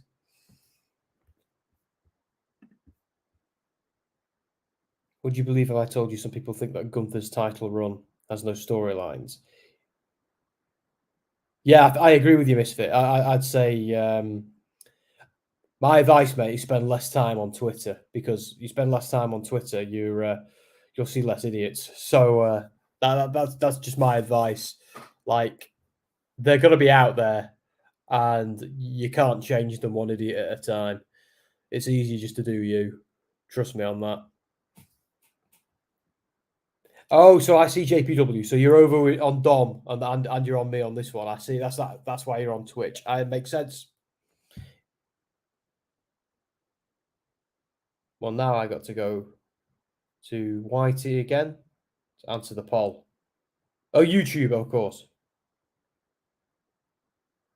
Not you bragging. Not bragging, just spitting facts. Sometimes we do. To be fair, Anthony's the guy who does the most numbers. It's usually Ant. Because he bounces around the screen like a crazy person, puts on sexy music and all sorts. So Gravity versus PAC is kind of hilarious. See, I actually don't know who Gravity is. And I thought I bloody knew everyone. Impact is last, then Ring of Honor, then AW, then WWE. Yeah, I'd say so. I think Ring of Honor has been given a massive shot in the arm, hasn't it, by Tony Khan buying it. And so far, so good. I'm kind of a fan of the Tony Khan era of Ring of Honor, because I feel like if WWE had bought it, they would have just unified the Ring of Honor Championship with the WWE Championship, or worse, the NXT one, to give it no, like the Evolve one, they didn't even do that. So I feel like they would have done that to take its heritage, which makes sense. And then we would have heard of Ring of Honor again. At least Tony Khan has revived the promotion, has kept it going, has, booking big crowds for the shows. So it's not perfect, and I would have preferred a third party to buy Ring of Honor and turn it into a big deal. But I think Tony Khan's got some passion, and he definitely cares. So, yeah, I'm happy. So far, so good. I wouldn't count Ring of Honor as one of the big four to me. Well, I don't really count the international ones. I'm counting the 4 big American companies, really. But yeah, 100% New Japan are in the conversation, ahead of perhaps Impact and ahead of Ring of Honor, really. Maybe not ahead of AEW anymore, but they were for a bit. Michael's back. Hi, Michael. Could you not sleep? Is everything back for a bit? That's cool. It's funny because PAC was the man Gravity forgot. Oh, I see. So when he meets Gravity, he's going to be like, you better not forget about me. Doing good. Busy with school, getting my masters. That's more than I've got, Sassy. I ain't got no masters. I'll tell you who has a masters. Jack. And he'll make sure you know about it. Don't see Jack on this stream. See him on flipping Raw. See him on Dynamite. Don't see Jack on SmackDown or Ring of Honor. Have you ever thought, as a journalist, trying out for a WWE writer or assistant writer? I don't think it'd be for me. I like having my independence, my freedom. I feel like I'd have to maybe move to America to do that, or London or whatever, where I like to work remotely. I like to work in my office, in my house. And my job gives me the freedom to do that. If I want to go to the gym, I can go to the gym like whenever I want. You know, if I want to walk the dog, I can walk the dog as long as I tell everyone what I'm doing. You know, if I want to eat, I can eat. You know, working from home. I don't ever plan on working anywhere but my own house ever again, unless I'm visiting somewhere to a show or an interview or something. That's just me. I've got friends who hate working from home and want to do it their own way. Also, because New Japan has been around since the 70s. Yeah. Oh, no one's ever suggesting that Impacts and Ring of Honor are above New Japan, but I think when they refer to the Big Four in America, they're referring to those four. But yeah, on an international stage, New Japan, even CMLL is probably in the conversation. Perhaps even All Japan. Maybe not so much these days. And AAA perhaps not so much these days. But when I think of the Big Four, New Japan, like New Japan are so big they eclipse a lot of things. Now we're talking about New Japan as a top contender, probably Impact, AW. Exactly. Michael saying, I know you're watching Ring of Honor right now, Sam, but when you get the chance, 2 Mortal Kombat 1 trailers came out. One is DLC. Yeah, I think I saw them before. I could be wrong. I think they were sent out. I think they were sent out in a press release earlier today. But I think I'm going to be too busy with Diablo stuff to be involved with MK. Like, I knew Diablo was going to be big, but my God, has it been big? It's pretty much become near enough my full-time job. Where when I'm on a Deserto shift, it's crazy. I don't mind though. I quite enjoy it. Of course, you're going to AEW tomorrow. You're going to Collision, aren't you? That's going to be amazing. Feedback to us how it like the rundown of the show and how it is. So I'm looking forward to that.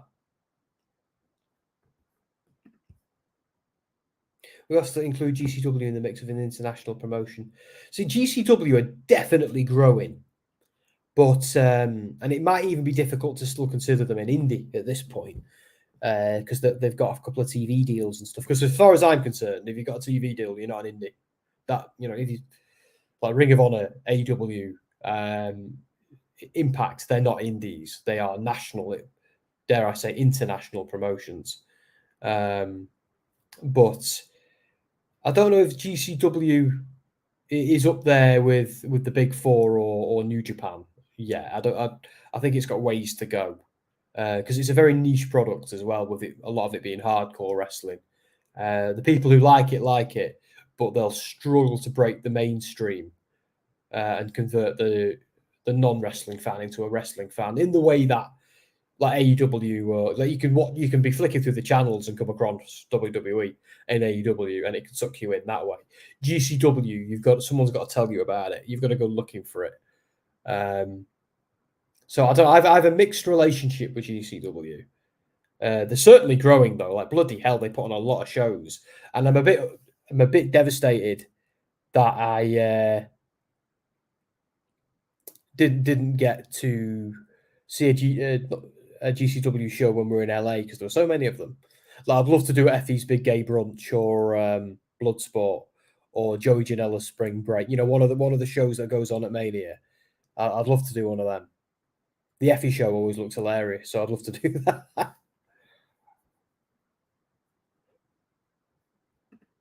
I'd be careful, guys, about mentioning what's going on SmackDown, just in case the people watching this are don't want spoilers. So I prefer if we didn't do what's going on in SmackDown. So that's the first call for that, if you won't mind.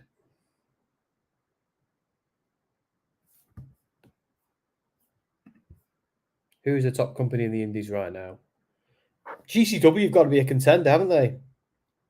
Yeah. So this is what I mean, Misfit. No, let's not talk about SmackDown spoilers. Let's let people watch it in their own time, because if we're doing a live stream, like even I want to watch it back. So there you go.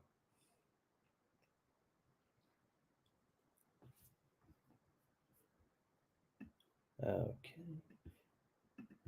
Indies is non-televised. That's just the way I look at it. Like, I think if you've got a TV deal, like MLW have got a TV deal, I think a lot of the indies still do these online streaming services, don't they? But GCW has got a really lucrative deal with Fight.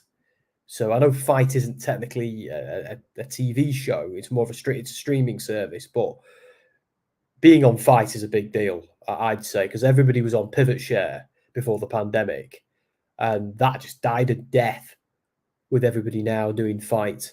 And like, Fight Plus is amazing. If you have Fight Plus, there's so much wrestling you can watch, and it's only a few quid a month just to watch all that. So I might join that at some point. But right now, I don't have the time to watch any more wrestling on top of all the wrestling I've got to watch.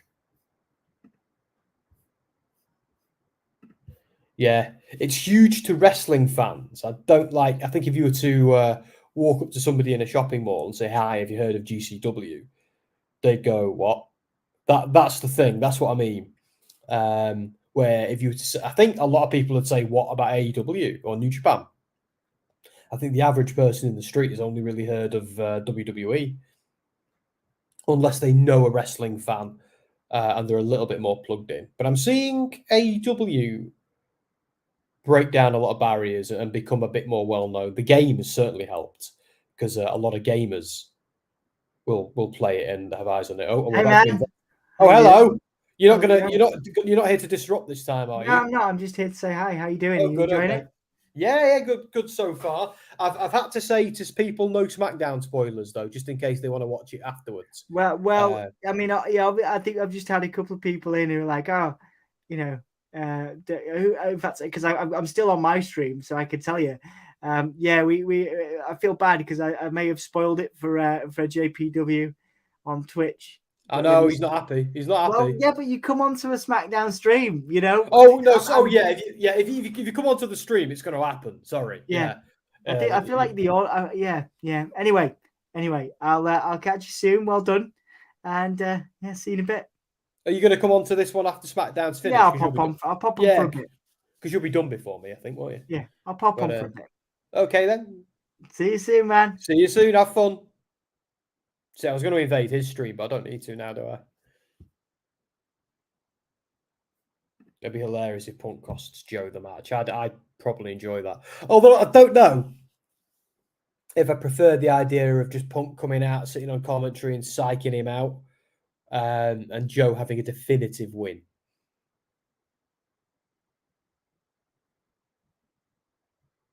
The boys are walking off.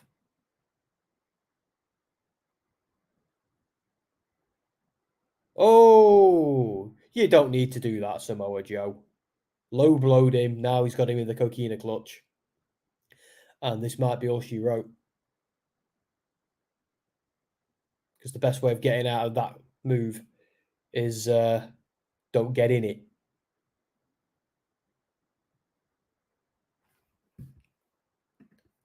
Sam, I hope to get to see Joe tomorrow. Yeah, Punk as well, Michael.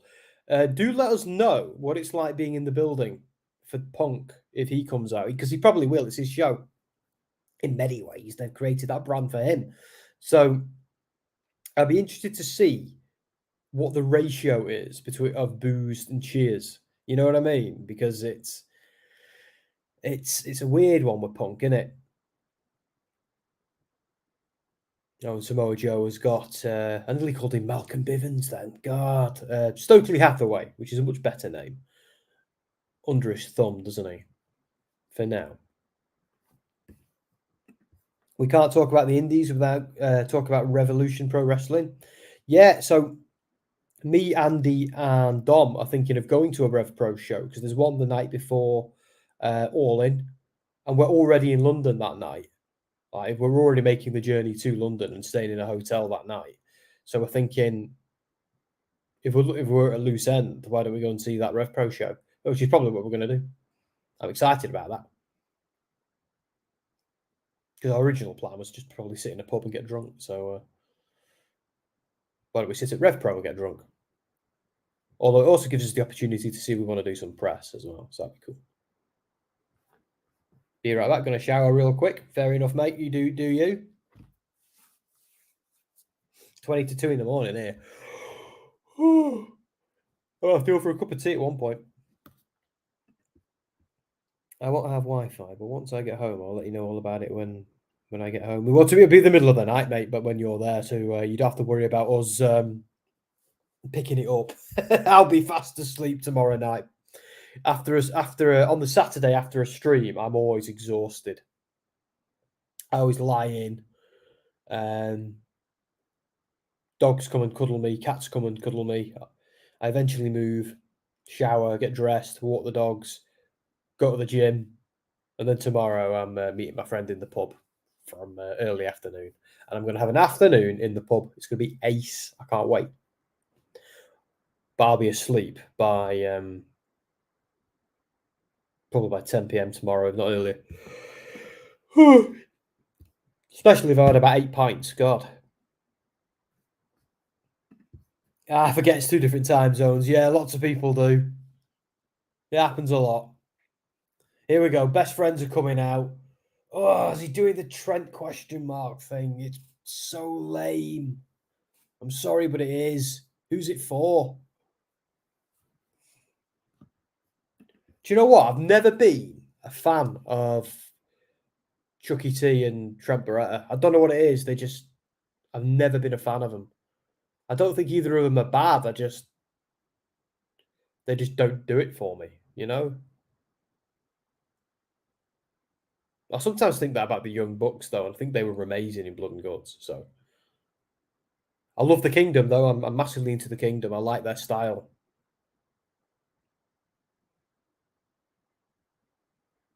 And Maria Kanellis is fabulous.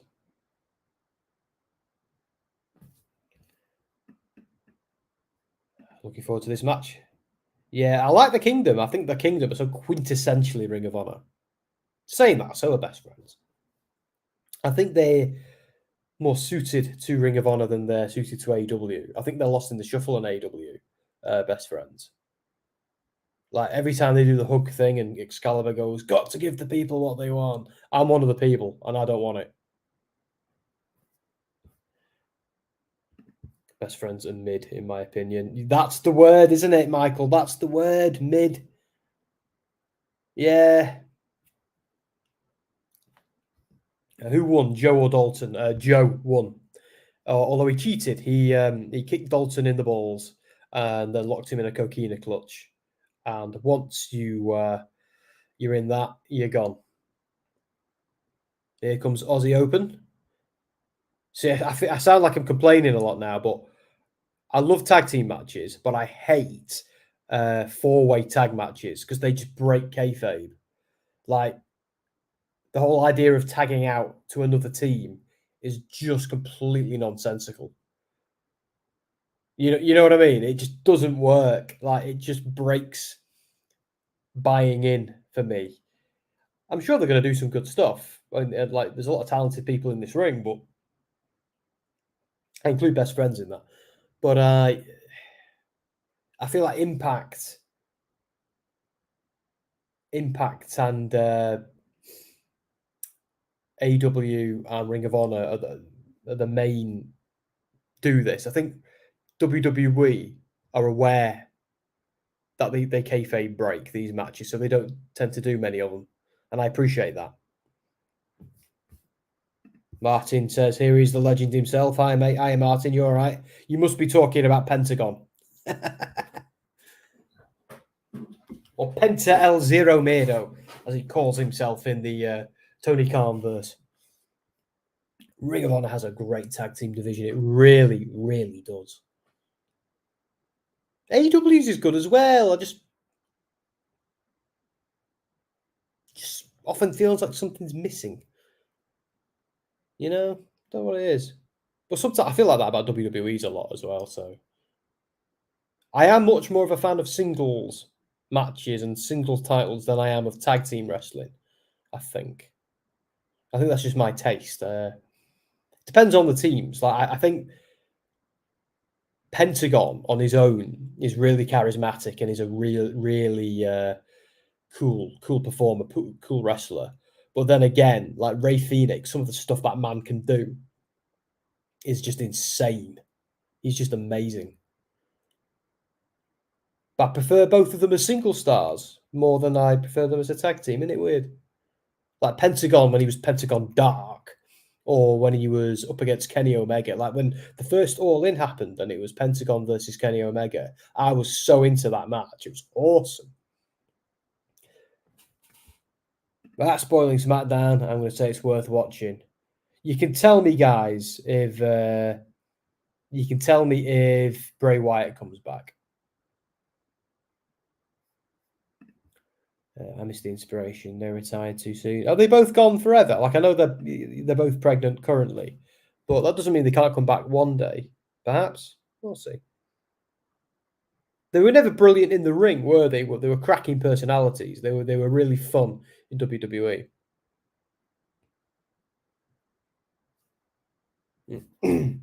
I hope Blackpool Combat Club now goes after the 3 main belts. Yeah, me too. I'm quite into like Misfit and I think Misfit's gone over to SmackDown, but Misfit and I were talking about how this card suffered from injury and a few other things, and that's okay. But I think they've done the best with it. Like Dalton Castle versus Joe is still cool. PAC versus Claudio. I'm looking forward to that. The build was only what happened in Blood and Guts, but I'm glad I got around to watching Blood and Guts before I did this, because now that match has some heat, and I actually want to see PAC and PAC and Claudio mess it up. See, I think when it comes to best friends, when it comes to Chucky T, I don't see the appeal. I do like the look of I think Trent's Brett is pretty cool. It's just the whole Trent ? Thing drives me insane. I don't get why he does that. Like, who thought that was a good idea? I don't know. I know he's been doing it since Pro Wrestling Guerrilla days. I always loved them because they were entertaining to watch, not because of their wrestling. Yeah, like what's her name? Billy Kay in WWE. She was hilarious. Like her timing was immaculate. And Impact never really replicated how funny she could be. Yeah, I enjoyed watching that. Do you remember that Royal Rumble where she was just making offerings to people? That was hysterical. Michael's just going to go get a snap. It should be Brian, Claudio, and Mox. Yeah, the thing of the Blackpool Combat Club is they have to. With them being a heel stable, it's only a matter of time before one of them turns on the others, though. And then we have one person up against the stable. It's only a matter of time. And is that Dom putting his YouTube link in my stream? Yeah. Shall I give him a 5-minute ban? I'm back. Got pretzels. Oh, yeah.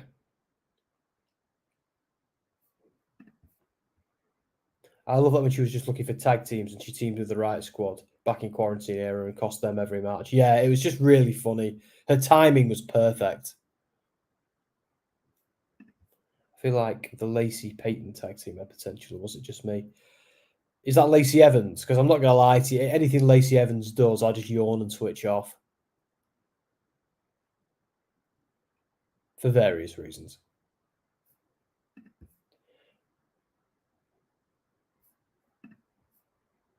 I'm going to try and stay for the whole stream. Good, Michael. Good. It's a better place to have you here.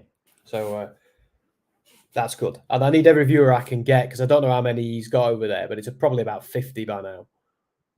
Is what it is. And yeah, and it is that Dom. messing about. So it's not Sassy doing it. Of course, Sassy, because it could be you, couldn't it? On the Give Me a Holy Air thing. Misbehaving again. Told him to behave. Yeah, go and tell him again. Give him a 5-minute ban on his own stream. Do that. I'm not going to do it because I'm the bigger man. I don't invade people's streams and change their background to SmackDown. By the time he realised, by the time I'd be take so long to faff about it. It'd take me ages. Right, so let's do the banner because we've got a new match now and I'm behind as ever. So now we've got, this is going to take me forever, isn't it? So best friends. By the way, guys, if I'm struggling to type tonight because I injured my thumb earlier today. There you go. See, like, you call them band-aids, we call them plasters. Covered in band-aids because I sliced open my thumb with a bread knife. So no video games for me this weekend. Best friends, Lucha Bros.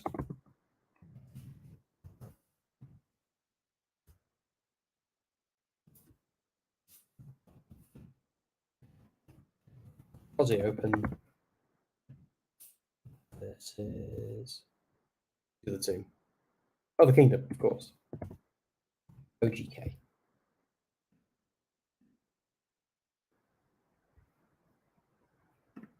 There we go. Done it as a ticker going across. And let me just log on to YouTube and do the poll. I have to do it every time. It's annoying. So Samoa Joe won by 100%. Not surprised. And a lot of you voted as well. Well, a few of you. So who wins? Who wins? Okay. Friends.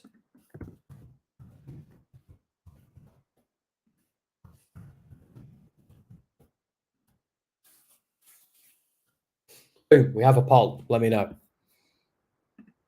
Educate me. Such a good boy, Sam. You must be joking. I'd just rather focus on my crap than his. That's all.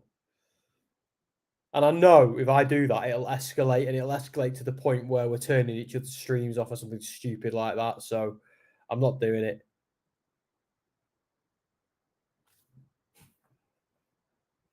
See, this is interesting, JPW, because when Lacey Evans was in NXT and in the Mae Young Classic, do you remember that? I think I was on my honeymoon. That's how long ago it was. Yeah, because I watched the Mae Young Classic on my honeymoon. That's how sad I am. But I found her very endearing. I didn't think she was particularly brilliant in the ring, but her military mum storyline, babyface thing, I thought was really, really good. Quite inspiring and a good wrestling gimmick. Then she just didn't really improve and they didn't really do much with her. And then when she came to the main roster, they did that she's a lady gimmick where she walked out and walked back in again. Do you remember? She walked out and walked back in again. Just walked down the ramp. Like, what the hell was that? And then and like, whatever she's doing now, this whole wearing Sergeant Slaughter's hat, I'm not feeling that either. But then, and she's made some silly comments, some silly conspiracy theory comments on her own Twitter and stuff, and that irritated me because it was just like objectively, demonstrably stupid. But anyway, that's just me. Southern Belle was better than my opinion in 2022. Oh God, don't get me started on the Ric Flair, pregnant with Ric Flair's baby thing. I don't know. I don't want anybody to lose their job or to disappear, but she does have go away heat with me. I do think there's potential. She's just not my favorite person or favorite wrestler, really. You know.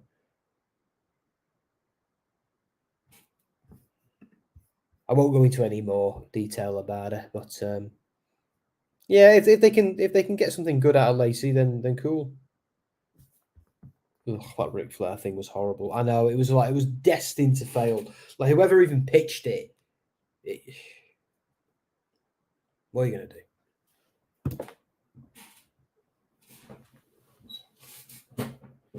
OGK are the MVPs of this match, I think. Michael's got Aussie Open winning. Yeah, I think I do. They've just signed with AEW officially as well, so I wonder if that's a sweetener, to sweeten the deal. And I don't think the others need the rub where this whole partnership with New Japan, you can see Ring of Honor doing that too. It's not new anymore, is it? But you can see them doing that to help keep New Japan sweet as well. Yeah, the Kingdom are great. I've got a question, though, about the Kingdom, particularly Taven's relationship with Vincent.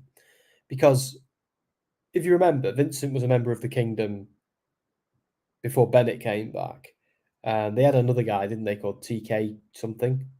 Don't know what happened to him. But then Vincent betrayed Taven. Vincent and Taven had a blood feud, with Taven being the babyface.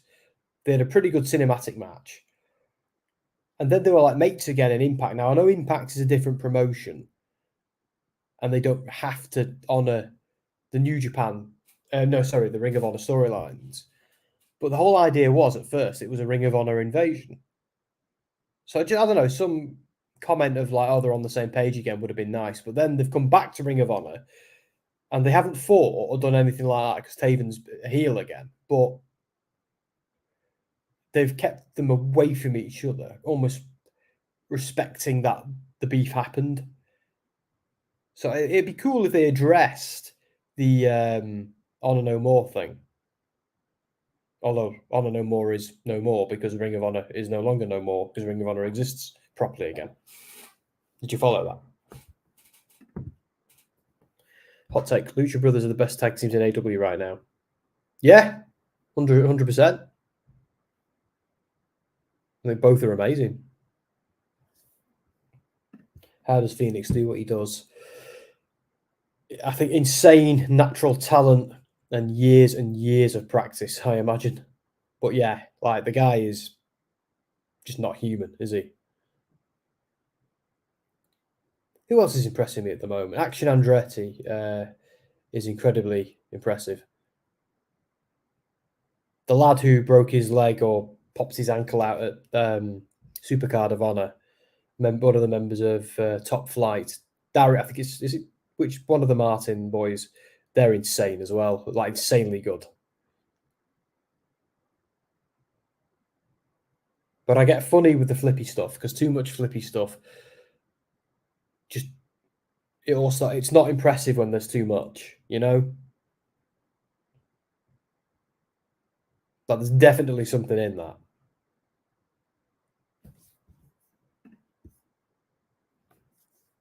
Taven versus Vincent again would be gold. Yeah. But they'd have to turn one of them face, wouldn't they, for it to work? Or they could have Crazy Cult versus Crazy Cult. That'd be cool. But the thing is, when you start turning groups like that babyface, you end up with the vanilla Dark Order, which is what we've had since the pandemic. Come at me, haters. I like Takeshita a lot. He's a huge star. Yeah, since his heel turn, he's been terrifying.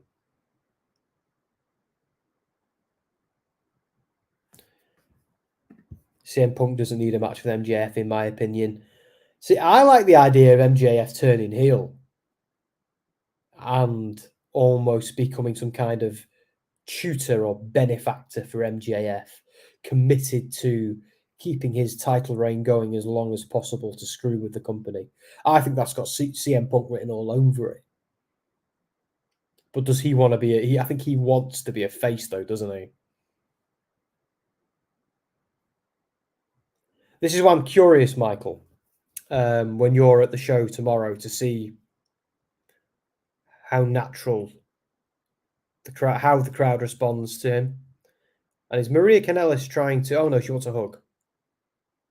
to distract Chucky T. I would turn Taven face. Yeah, I think he is quite a natural face when he wants to be, but he's also brilliant at being a dick, isn't he? But you're right. There's a lot of potential in whatever's going on with Vincent. Do you remember what people were saying? Vincent was turning up in WWE, but then when Ring of Honor started back up, he was here. So I wonder if there's never anything to that, or was he going to be a member of the Wyatt Six, perhaps? No reason he can't do both, but you've got to assume Ring of Honor through AEW have got him locked up on some kind of contract. Second Gear Crew, are they GCW, Sassy? I don't think I'm familiar with that one. I love Maria. They did her dirty with no... Yeah, oh my God, yeah. Like... Yeah. I feel like only like Impact and Ring of Honor and New Japan have ever really done her justice. AW to a point, but she's mostly been an ROH talent, hasn't she? Under Tony Khan.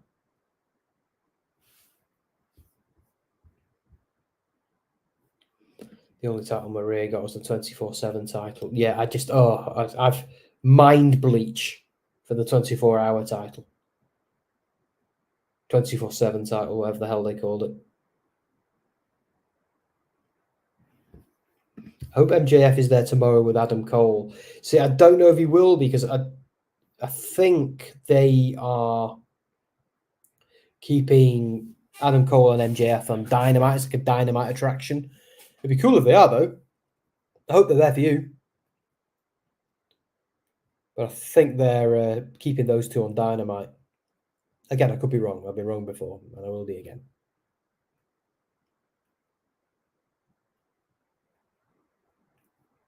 What's Phoenix doing?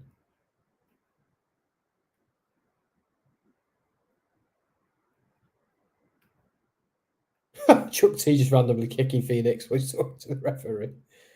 Oh, that fan's going to suit.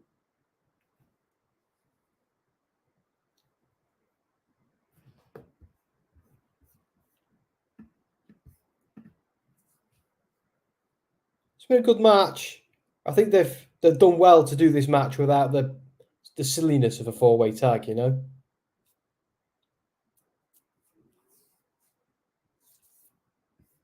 Shall we have a little look at what Dom's doing? I'll look on my phone so it doesn't interrupt anything on the stream. I'm curious.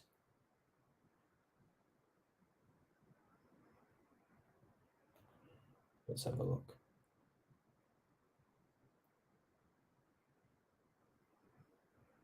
I don't know if you can hear the rain, guys. Like behind me. Well, above me. I mean, I'm in this little room, which is an annex.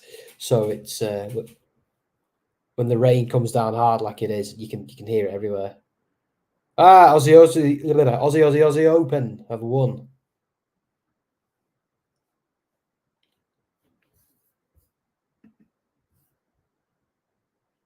Who are the champs going in? The Lucha brothers. Oh, yeah, they're not happy. Yeah, they're giving these guys one hell of a push, aren't they?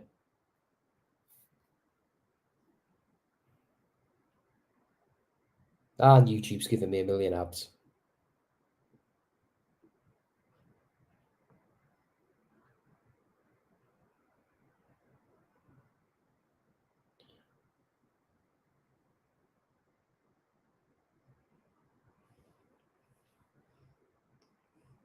I'm going to leave a message.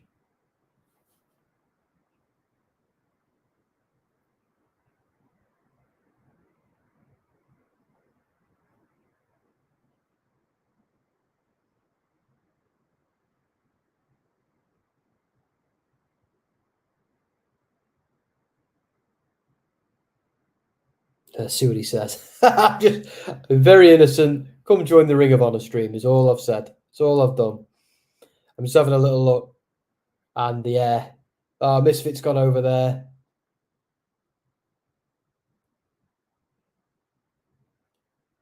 Curious to see. I don't want to see too many spoilers for SmackDown. If Bray Wyatt comes back, though, I'll know about it because Dom will start screaming everywhere, won't he?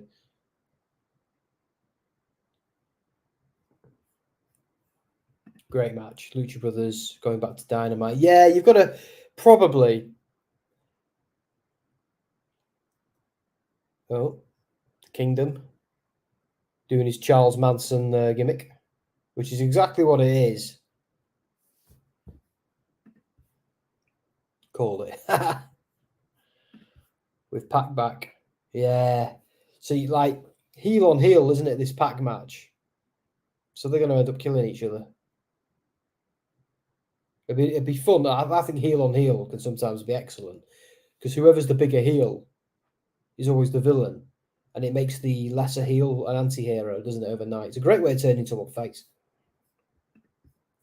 Who's the most underrated woman in the WWE roster right now? It's probably somebody I've forgotten about. I don't know. Part of me wants to say Ronda Rousey, but at least they're doing something with her now.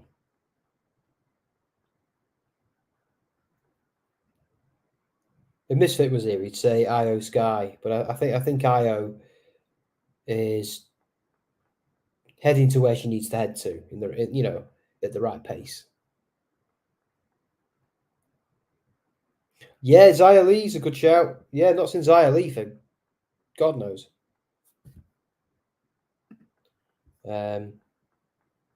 Told Don we have better matches. Oh, I did say Ronda Rousey. I'll tell you why. Do you remember watching her in UFC? That's why. I feel like they've never reached what the potential of what she could be there. And it's fair enough not liking her, but no one can deny what that woman can do in combat sports. So, yeah, it's not about liking her. It's about what she can do. And I feel like we've just never really seen it. And I don't know if they missed the boat with her because now she's on her way out. And what she wants to do is put over a friend on the way out, which completely makes sense. No, I'll say Ronda Rousey again. Because of that, because of the UFC thing. It's... Well, she can't go back to UFC. Well, she could, but my point is, again, it's not about not liking her. It's about objectively what she could do. What she could do, but I think, and it's not just her fault. I think the fans, WWE, and her haven't helped themselves. I think anyway. And here is the Embassy, who I'm quite impressed with. But I wish Tony Khan to make up his mind if they're an AEW or a Ring of Honor team, because he's had them on both quite a lot. I watched her indie matches with Zelina. It was great. Yeah, Zelina Vega's amazing. She was somebody we got to interview at Money in the Bank. She was incredible. I was shocked by how small she was as well. Like I don't mean that as a diss. I certainly don't. I was just shocked. But it makes her even more impressive when you see her in the ring. Because they all look like giants, on TV. And then when you see them up close and personal, it's incredible to see how small some of them are.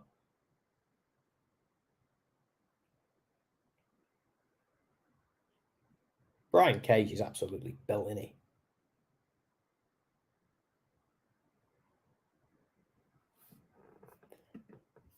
They're an impressive looking trio, aren't they?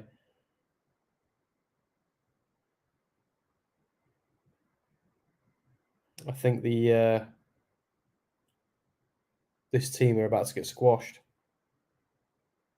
So I'm not familiar. I'm only familiar with. Oh, hang on, is one of them Show?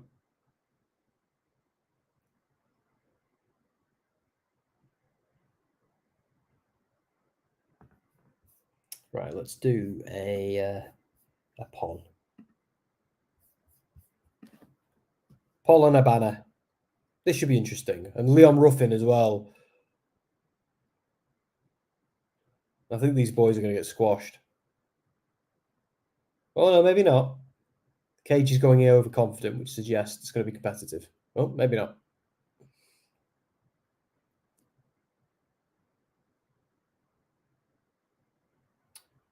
Let's do that poll, shall we?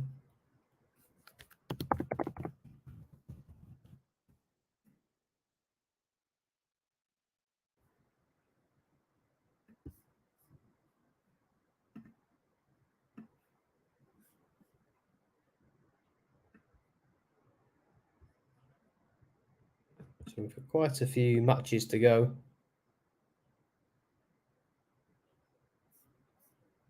Is his name Gracity or Gravity? That wrestler who's coming up against Komander.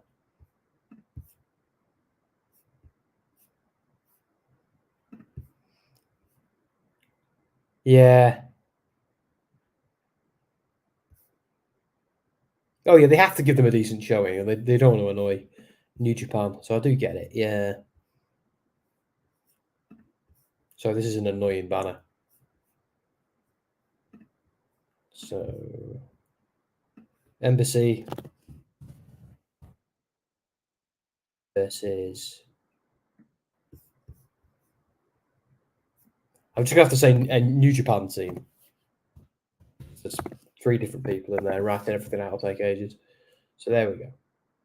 It's a bit disrespectful. What are you gonna do? And let's do it on the poll. I know Leon Ruff is technically not a New Japan team, but Lucha Brothers won that last poll. Aussie Open only got 20%. Ooh. You win some, you lose some.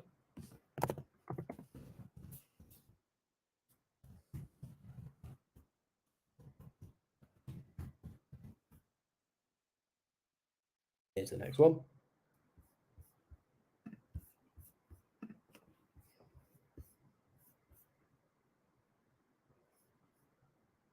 Embassy versus New Japan team. Is that Candice LeRae? Because I've never been that enamoured with Candice LeRae. I've been enamoured with Johnny Gargano, but I've never seen Candice LeRae really impress me. I don't know. JPW's got to go. All right, dude. I'll catch you in a bit. Have fun. Thanks for joining us. See you soon, hopefully. Python Nibbin is underrated. Yeah. Like, thank God they've moved away from that bloody dewdrop gimmick. What the F was that about? Might be time for a cup of tea if I'm yawning.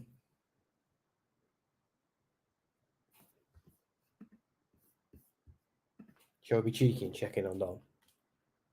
Doing it on my phone, though.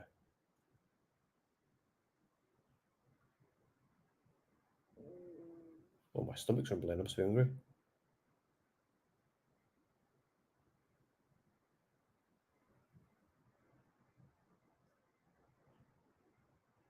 Oh.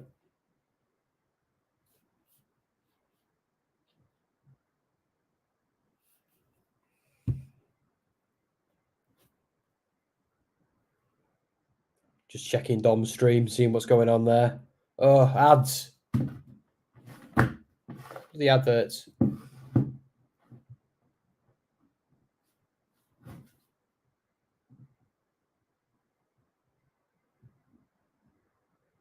Oh, not a lot's happened since I last checked in on him. All of 10 minutes ago.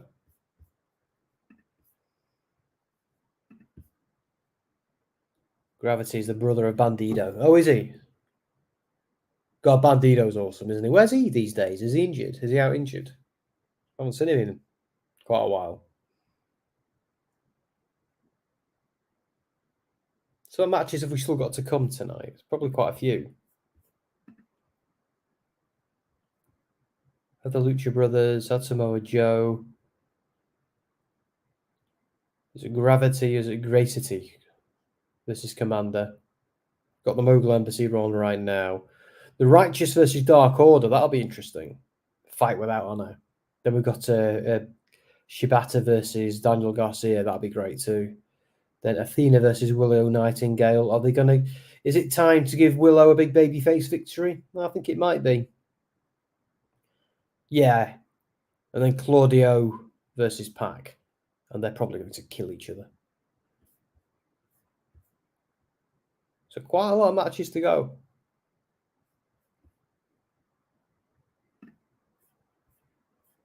Yeah, Bandito injured.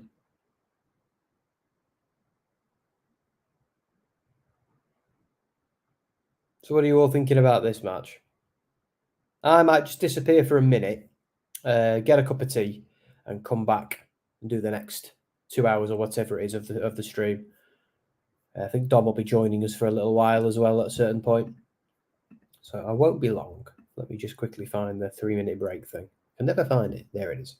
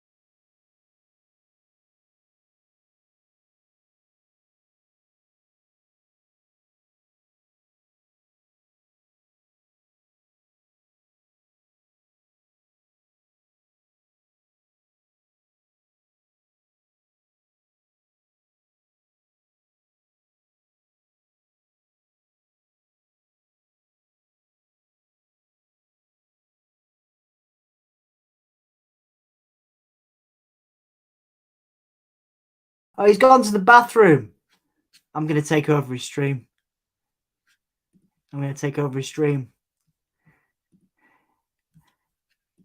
Hello and welcome to Ring of Honor with the best host of the Gimme a Hull Yeah Wrestling podcast. I am now on 2 streams. I'm not only on 1 stream, I'm on 2 streams. That's right. I am hosting SmackDown and Death Before Dishonor. It's me, Dom. I'm everywhere. I'm all over the podcast. Sammy's new here. He's gone on a bathroom break. The lazy so-and-so. I'm everywhere. I'm all up in your screens. I'm everywhere. Sam's gone. He's gone. He's given up. I'm taking over. What are you doing here? Hey Sam. So I'm just covering you because obviously you were slacking off. So I thought I'd come over and boost the stream. I went for a wee, and I got a cup of tea while I was there. It's okay. I'm actually going to go for a wee now. So if you want to come over to sure. SmackDown and promote Ring of Honor, you can do. Just open up. Do you know what? I'm going to stay loyal. You're going to stay loyal. Can I do that? Yeah, I can do both. It doesn't change anything. You would still be live on both. Right. So hang on. If I open up another StreamYard now, if you open up another window and just open up the StreamYard and open up SmackDown, you can pop on. I think, and it will still show you on both, as far as I'm aware. Oh man, you've switched my stream. What was that? We've double now. Your audio is echoing. This is terrible. This didn't actually work as well as I wanted it to. Oh well, this was a disaster. Well, it wasn't a disaster. It's good to see you. Why you've changed my brand? We're not on Death Before Dishonor. We're on SmackDown. No, that's what happens when you invade a stream. It changes your echo. Right, I'm gonna go for a wee. I'll leave you to take over. Oh right, there we go. Right, I'm on 2 now. So he's still there. He's still there on my Death Before Dishonor one. There you go. But he's not. He's not. Oh no, he is. He's still in the back end. That's what she said. But yeah, look at him trying to take over my stream. So I'm on 2 now. This is weird. So who have we got in here? What traitors have we got in here? Right, so we've got Misfit. That's where you went. Who else have we got? Observing Stuff. Hello. Tony Stark. Awesome name. Do you fly around in an iron suit? If not, why not? Michael obviously still here, which is lovely. Michael's in both. Sassy has spoken. Yeah, damn right she has. And Michael King. It's glitching. Something's glitching. So let's go have a wee, get a cup of tea and eat some crackers to the guys on my stream. But I'm covering both at the moment, which is cool. And I'm not echoey like I was on the other one.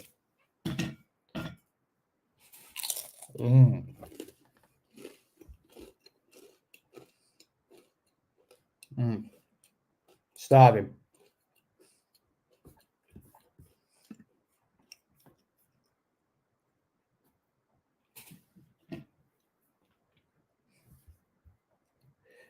So I love that Ring of Honor, bringing in talent with different styles.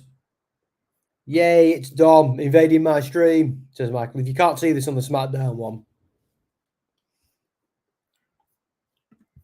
Michael's asking me, do you think Ring of Honor will end before AW Rampage or after? I think it's going to end about an hour after SmackDown normally ends. So you tell me. I never watch Rampage live.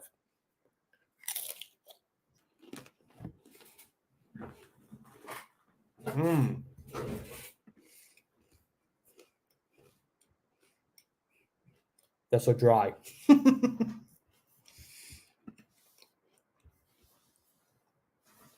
See, I'm going to scare off Dom's audience by just eating crackers the whole time. Dom, a new low for the diva. He has to go for a week, doesn't he?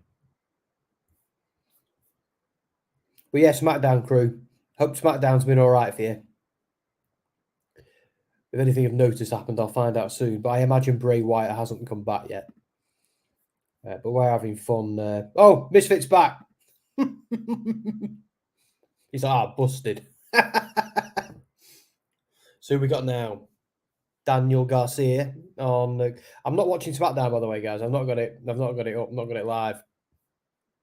So I'm still watching Ring of Honor. It's weird. I'm flitting between two screens, me in blue and then me in red. But that's okay. So Misfit on the Ring of Honor stream. So I never watch Rampage. Oh yeah, see, I watch it religiously every week, but I always watch it on demand. I think I watch it on a Tuesday night on ITV in the UK. Every now and then I subscribe to their fight thing, so I can watch it if I'm away. You know, if I'm on a holiday or something. Told on Bray Wyatt came back and he missed it. There's no flipping way he's going to believe me. I'm not a good enough liar to pull it off. Because that's the sort of thing Anthony would do. But I don't think I could pull it off. I don't think Anthony pulls it off either, to be fair. Did he? Because I've seen him doing that.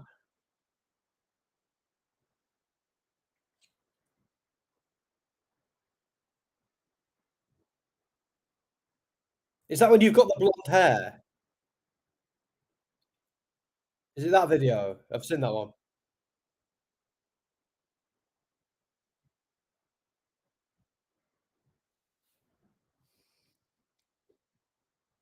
Ah, spoilers!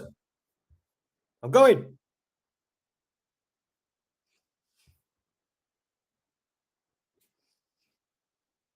I'm not watching it. I'm not watching. I'm all just here to cover your piss break. But right, I'm going.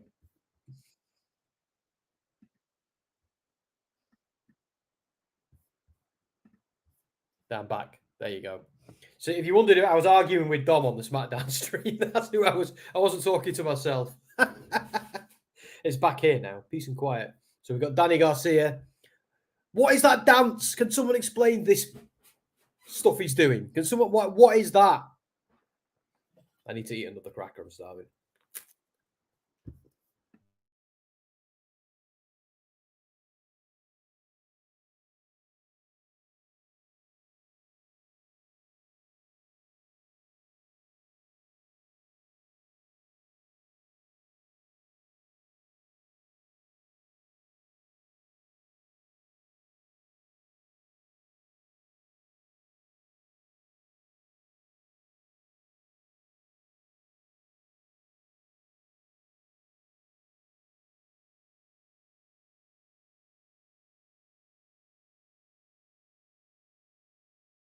I can't give him a 5-minute ban because it's a moderator.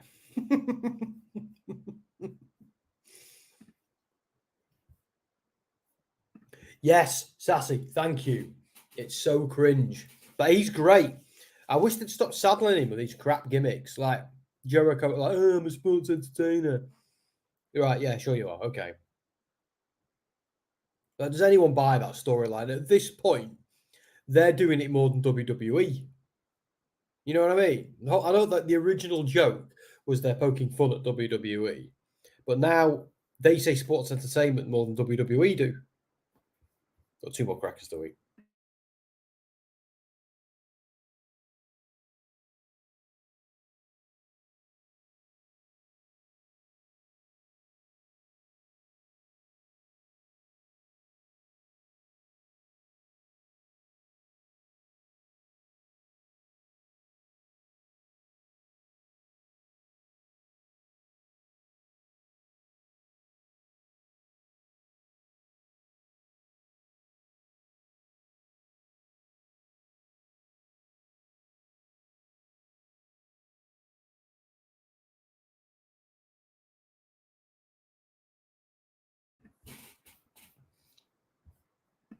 Battle Royal on Rampage. I'm looking forward to that. AEW does Battle Royal so well. I think they've done some so well. Orange Cassidy winning though that one annoyed me on that crap pay-per-view that they had. That was it, Double or Nothing, which is the worst pay-per-view AEW have ever had.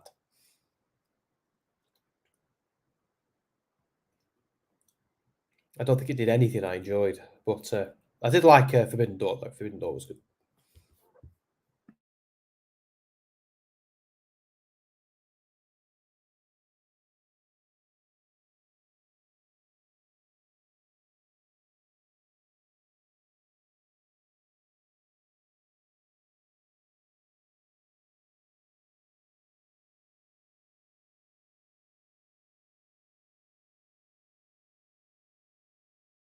Garcia baiting Shibata.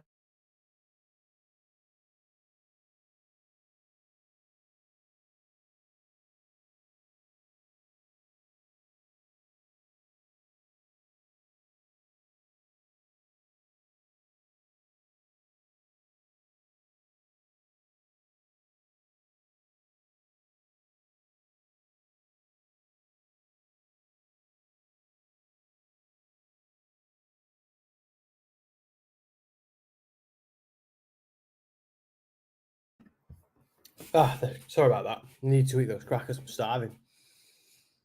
Just funny. It's by the time I'm going to bed, the sun will be coming up here. And then my wife will be getting up a short time afterwards to go to work. I love Saturdays. I have the house to myself. I spend half of it in bed because of this.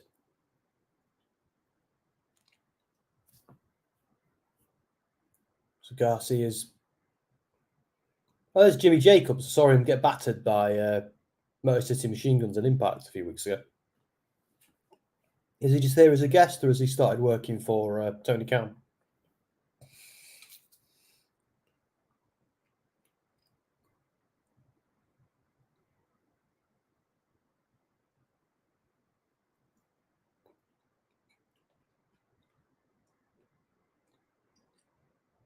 Garcia is really aggressive, and I feel like they've not squandered it completely, but I feel like they've made him a bit making him hang out with Jericho has kind of taken away some of that edge.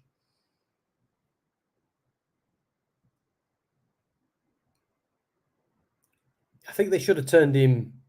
I think, yeah, do you know what, Sassy? I think you might be onto something with that, because do you know when Daniel Bryan was trying to, well, Bryan Danielson was trying to tell him, you know, you're not a sports entertainer, you're clearly a pro wrestler, before he turned heel. He could have turned, yeah, I don't know. I think I like the idea of that storyline just went absolutely nowhere because he continued to side with Jericho.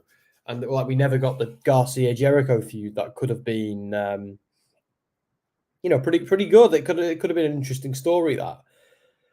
Well, I don't know what they're doing with Jericho at the moment. I don't know where that's going. Is he turned face again? Why? Like the Jericho appreciators are all still heels, apart from or Sammy. They can't decide what they're doing with Sammy either. I feel like anything with Jericho involved is a bit of a mess in AEW at the moment. And maybe it's just me. I don't know. I feel like I'm the only one who thinks that. Oh, just realised I've got to update the banner and such. You can tell I'm tired, can't you?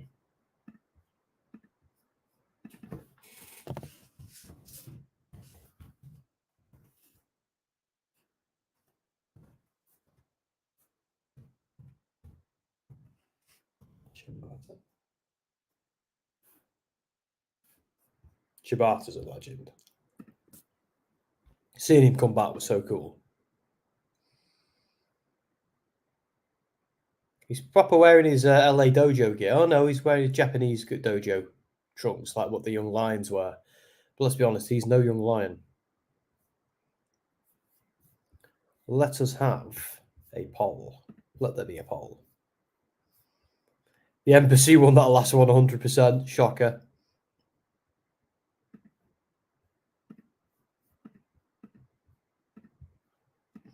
So who wins?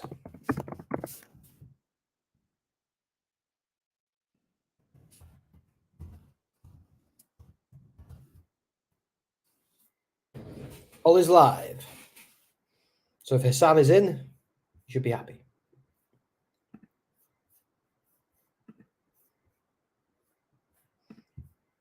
See, I still think they're going to do Sammy versus Garcia.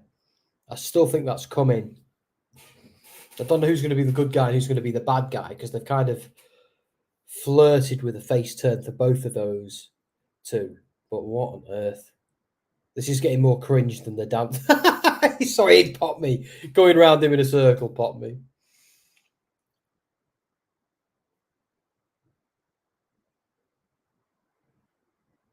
Shibata needs to now look at what is he doing. Shibata, look at your watch. He's sitting down. Ready when you are, mate.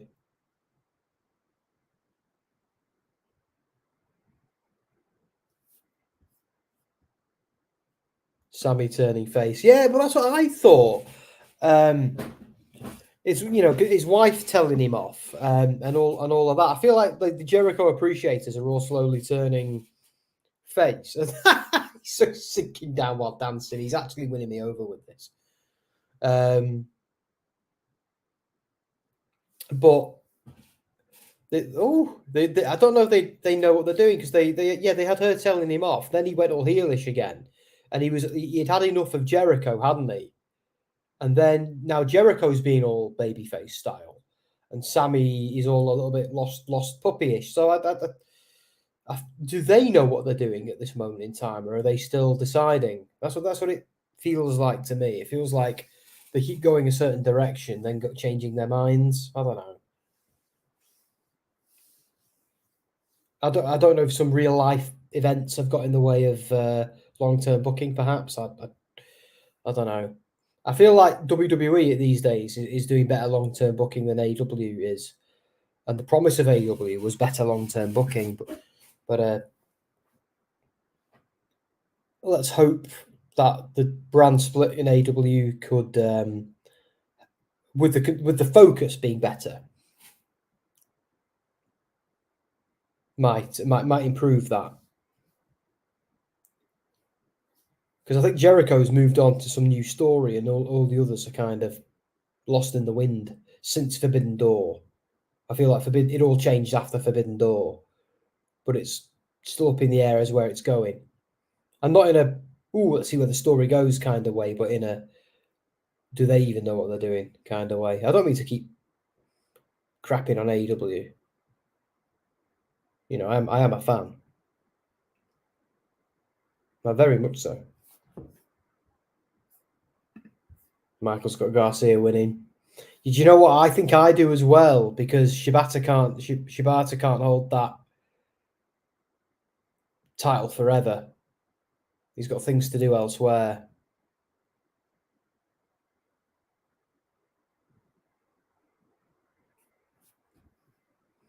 It's actually saying thank you for Shibata for him interrupting Garcia's weird dance thing. Like, what was that dance off on Dynamite? It was like, I don't know. It seemed like a very WWE thing to do, didn't it? The thing I hated seeing the most in AEW was when they smashed a cake over somebody. I was like, no, we've gone full WWE under Vince. I didn't mind the MJF moment a couple of weeks ago with Adam Cole, because that was funny. I think that was Cole just punking out MJF and then feeling bad about it. Adam Cole has no rhythm. Bit like me. Yeah, Garcia's clearly got it, doesn't he? And I think MJF did all right as well. I'm not going to lie, Sassy, I fast-forwarded it until it was over, because I thought this is only going to go on 20 seconds, and then it went on for like 5 minutes. I was like, oh, come on now. That's just me. But the cake thing, because I thought the cake thing was actually quite nice, because MJF took it well, and then Adam Cole was like, "Yeah, I actually like hanging out with you." But the dancing thing, was that a WWE parody, or was that AEW thinking they're down with the kids? I don't know. I just think I'm not a dancer in any walk of life.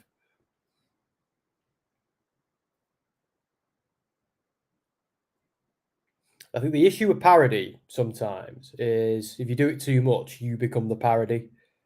Especially when the thing you're parodying is no longer doing that. And I'm SmackDown again. Who did that? Oh, hey up. Oh yeah, you're back. Was that it? Was that it? Is that what we get? He waved like Tyler Bate in NXT UK. That was mean. Why did they ask him to do that? Like, he's Tyler Bate. He should have come out and whipped his towel on the, the rope, and then jumped into the ring and dicked about with his moustache and ran around. Not come out going. That was the worst. Thank God they've given him a bit more personality in NXT.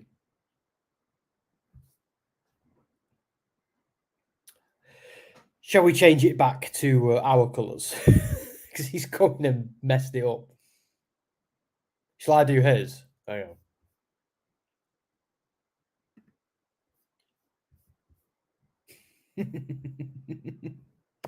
I told you that it would descend into madness. I'm going to mute. Oh, no, there's no point. I'll just stay quiet.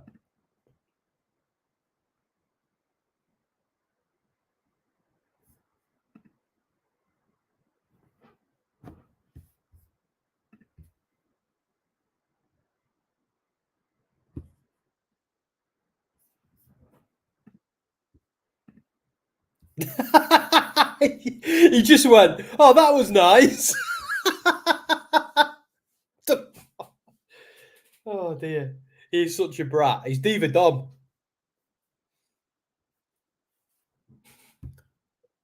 I actually think this match is pretty good. And we can't have a second match win by a chokehold tonight, though.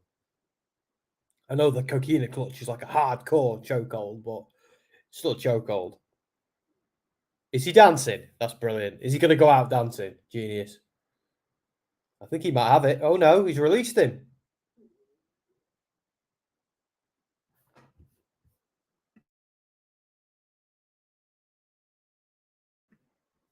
Is that it? It is. Shibata retains. See, I didn't see that coming. I thought they were going to take the opportunity to take the title off him, but no. That's interesting. It was a pure rules match as well, wasn't it? And it didn't end like a typical pure rules match. It ended like a standard match. That's interesting. I like how they're booking the pure rules matches at the moment. Again, I don't want to see a 20-minute one with a jobber like we saw on Ring of Honor TV this week. But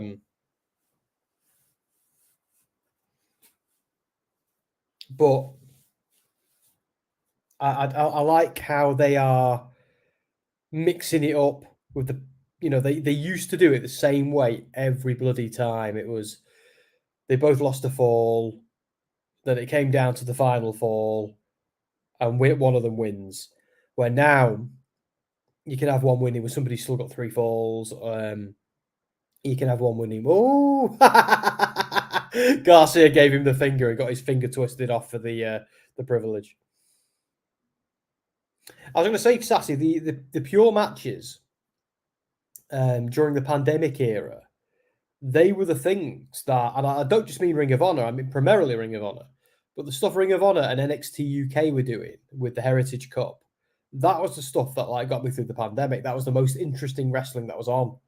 You had the Fiend doing his thing, and because the AEW Daily's place, I never want to see Daily's place again, ever. I know they're gonna inevitably do a few Dynamites there and perhaps a couple of pay-per-views there in the future, and that's fine. But I got so sick of Daily's place during the pandemic era. My God. But I think a lot of people did. So that's probably why they've used it sparingly since. They probably would have used it a lot more if it wasn't for the pandemic. I think, because they own the stadium, don't they? So they could do whatever they want. I wonder if they're going to have a stadium show in Jacksonville after Wembley.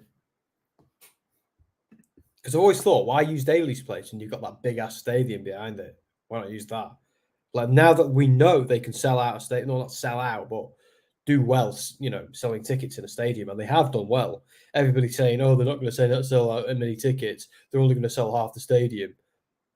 Already proved wrong. Already. So, and it's not over yet either. As that funnel tightens, more of them seats will go. I don't think they'll sell it out. I think there'll always be space, but they're going to have a big crowd at Wembley. It's going to be a WrestleMania-sized event already. And I can't wait. I'm very much looking forward to it. I very much hope as well, a bit of New Japan, not too much, but a bit of New Japan and some Ring of Honor is represented there. Because I feel like it's, and you just know it is going to be like a bloody 14-match card as well. You just know. Because a standard AEW pay-per-view is pretty chunky.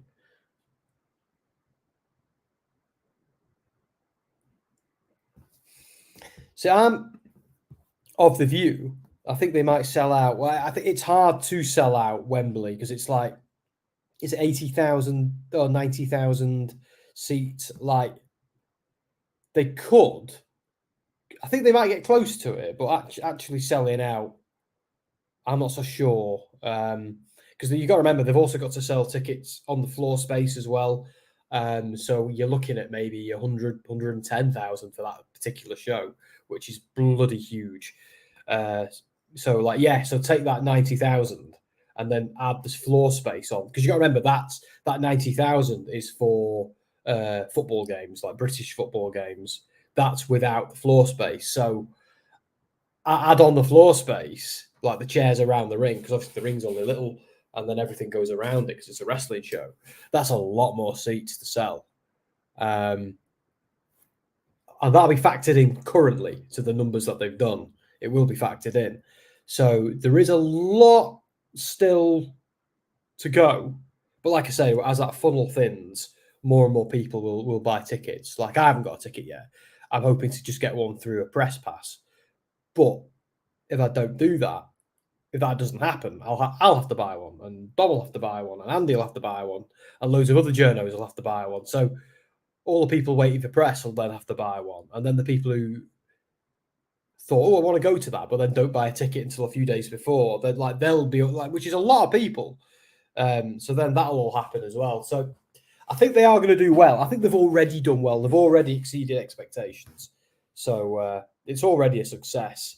But it's not about making money, this show. It's about doing it to do it, to win over the territory and to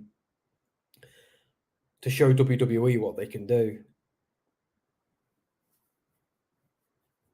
Because what I've noticed about All In is they're selling tickets. The tickets are very reasonably priced, where the WWE tickets are usually quite expensive. So that's why they've sold so many tickets. They've priced them well. The average person can just go, yeah, I can pay for that. You know, it costs the same as a night in the pub. So that's why people will go.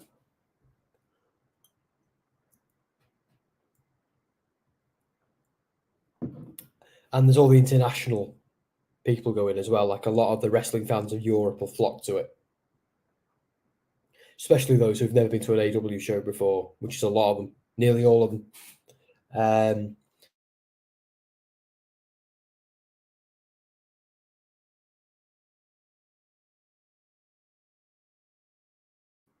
Is my internet dying? No, I think I'm still here. So I think with the make or break thing, I think it's already make. I think they've already done what they needed to do. And there isn't all the politics involved in this like there is with WWE. Like WWE bringing WrestleMania to the UK, there's a lot of politics involved in that. There's a lot of within WWE and everywhere else. But yeah, with this, it's there's a lot of potential for them. Basically, Tony Khan's just paid for the place outright, where WWE would go for subsidies, government subsidies, and would have to demonstrate that it'd make money, and then There's a lot of things need to happen before we can have a Mania in the UK. I'm sorry my internet's being spotty, guys. I don't know if anyone's noticed it. Let me know if you have or you haven't. Just saw on Twitter that the Dark Order mask are back. What do you mean? The mask in general?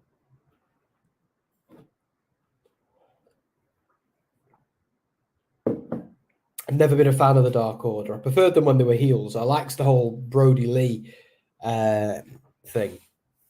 It's obviously it's a massive shame about what happened to Brody, and they had to turn the stable face after that. Of course they did. But John Silver was already kind of getting over as a goofy face, wasn't he, by that point?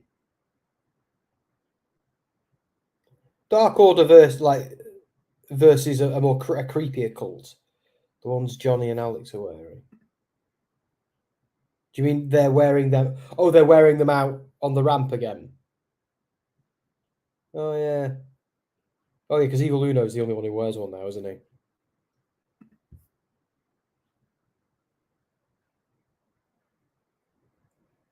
I think they're trying to remind everybody, aren't they, that the Dark Order were a creepy cult. It was always the name I didn't like, the Dark Order. I think even just the Order would have been creepier.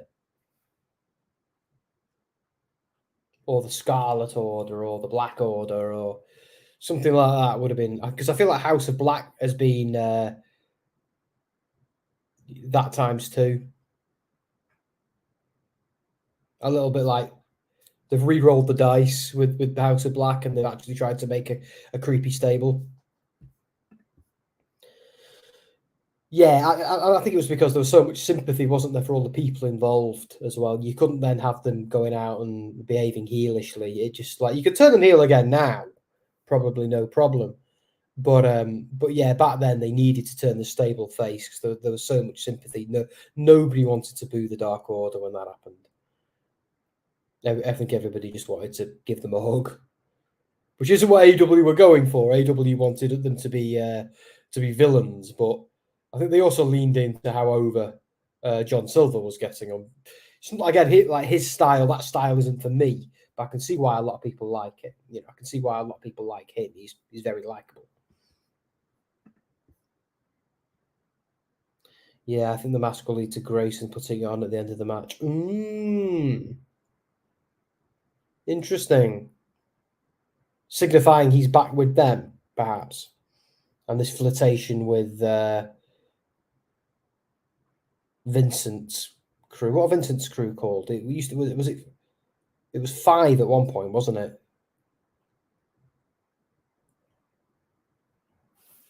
They did the whole that thing.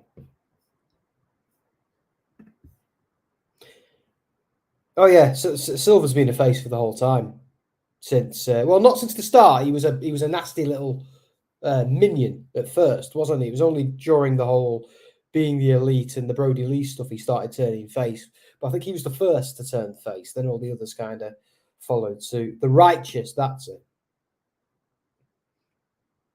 Yeah, because in Ring of Honor they had, what was his name? Chuckles, Vita Von Star, Vincent, not Vincent, what was it? Bateman from New Japan Strong. I think Bateman started leading his own stable in New Japan, didn't he? I like that they hinted there's some connection between Dark Order, the Wyatt family, the Righteous, and the whatever is going on with Bray Wyatt. I like how all that's connected through the wrestlers themselves rather than the promotions. And or even Violent by Design, or The Design, as they're called in Impact now. Although Alan Angels, I think, has left that now. I think he's oh, sorry about itchy hair. Oh, there we go.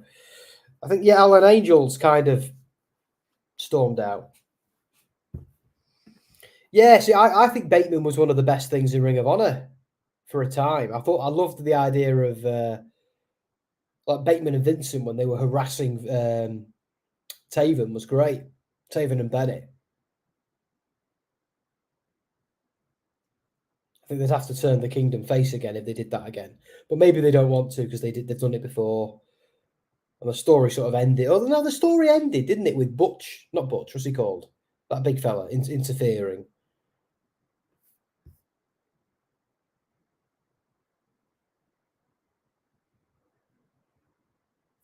Angels and the Righteous. Yeah, they're going down a. He's in Impact, isn't he? And they're going down a. He's now going to be a cocky, arrogant heel rather than a perpetual cultist. That's what they're doing. Evil Uno made me laugh actually because I think he tweeted after Alan Angels left AEW, went to Impact, and then joined a cult stable. He went, Alan Angels did what? That was fun. But hang on, you left. You're unhappy with the booking, so you left. Although, to be fair, I actually think Violent by Design, or The Design, is a much creepier, scarier, and more creative cult than Dark Order ever has been. I like The Righteous as well. I like how The Righteous is leaning into that 1970s horror, Charlie Manson, Helter Skelter kind of vibe. I find that frightening. And I think Vincent's onto something with that. They've got to do it more justice, though. You can't just keep saying "man" at the end of a sentence. You've got to, you dig what I'm saying. You've got to like get dark, get really dark. That's what I want to see. Come on, Ring of Honor, do that. Yeah, the schism on NXT. Oh, I wanted to like them, but now that I know that the Dyad or the two English guys are trying to get out the company, and because they're not feeling the gimmick, it's ruined it for me a little bit. And why have they got the Rock's daughter in that? Oh, Lego, it's gonna hurt. Don't get me wrong, she shouldn't completely rely on her pedigree, but I'd have her as a babyface. This is the Rock's daughter. Let's see what she can do. That's what I'd do. I'm still amazed. It's probably a good job they didn't in the end after what he said at flipping WrestleCon. But I'm amazed they didn't lean into the Steiner thing with Bron Breakker as well until it was too late.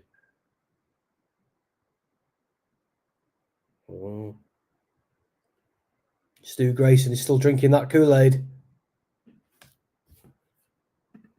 I kind of liked the whole Christ-like thing that they did with Vincent there. That was quite cool. Wonder if that was deliberate. Oh, good God.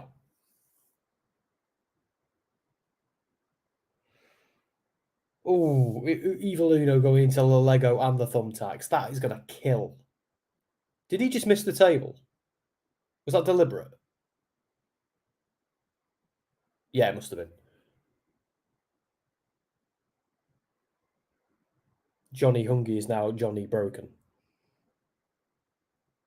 See, I still don't know what Johnny Hungy means because I don't watch Being the Elite. So I used to when they were all in Ring of Honor and they were all in Bullet Club. I used to watch it then, but when they started doing AEW, I stopped watching it. I don't know why. I think time. So I don't actually get what the Johnny Hungy reference is. So if anybody wants to tell me, does it just mean he's hungry or something?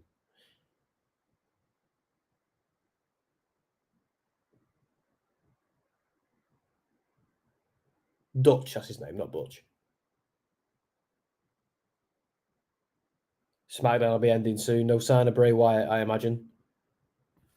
I'm checking on Dom on my phone. Stop pausing Dom's stream. Show me what he's doing live. They're going to hit me with 1,000 adverts, aren't they?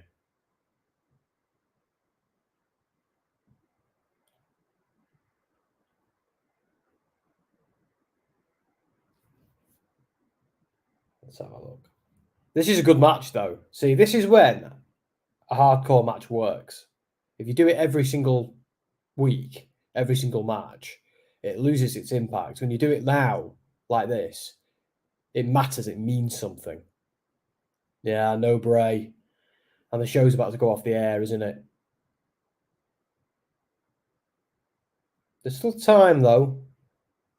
before SummerSlam, or unless they do it at SummerSlam, or maybe they just don't do it anywhere.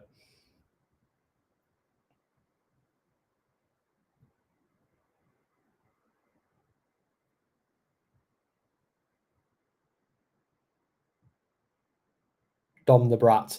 You've got every time I look at Dom's stream, Sassy, it's you calling him a brat. Oh, Normars and SmackDown. The Finn beats Seth, looking over his shoulder at Priest. Yeah, that's what we want to happen.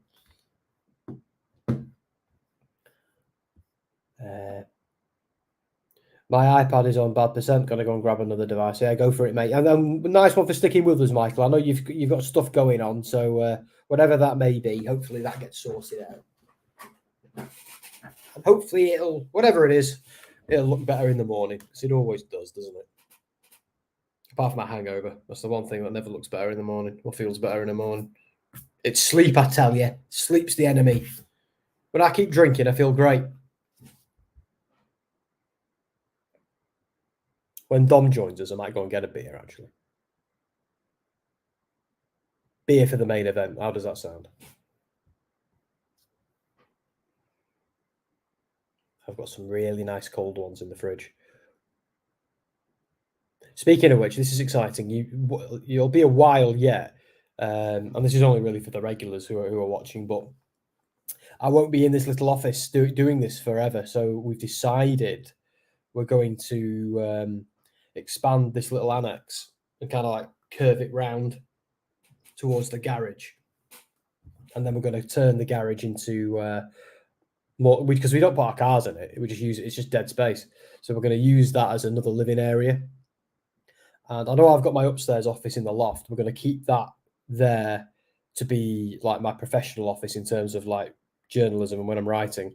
But we might turn that room into like a studio for streaming, for I can like fill it with wrestling paraphernalia, that sort of stuff. And my plan is it's also going to have like a utility room for like, that's the boring stuff, like all the washing machines and all that crap. I'm going to have a fridge in there. It's going to just be a beer fridge. So, and she's already okayed it. Yeah. So, no, Michael, they're still going. Stu Grayson's about to murder Evil Uno, though. Oh, no.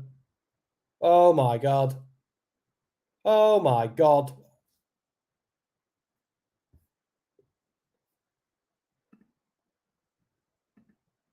I think Stu Grayson's dead. Did anybody see it? That was amazing. Did anybody see that? He's not getting up, is he? He's not getting up.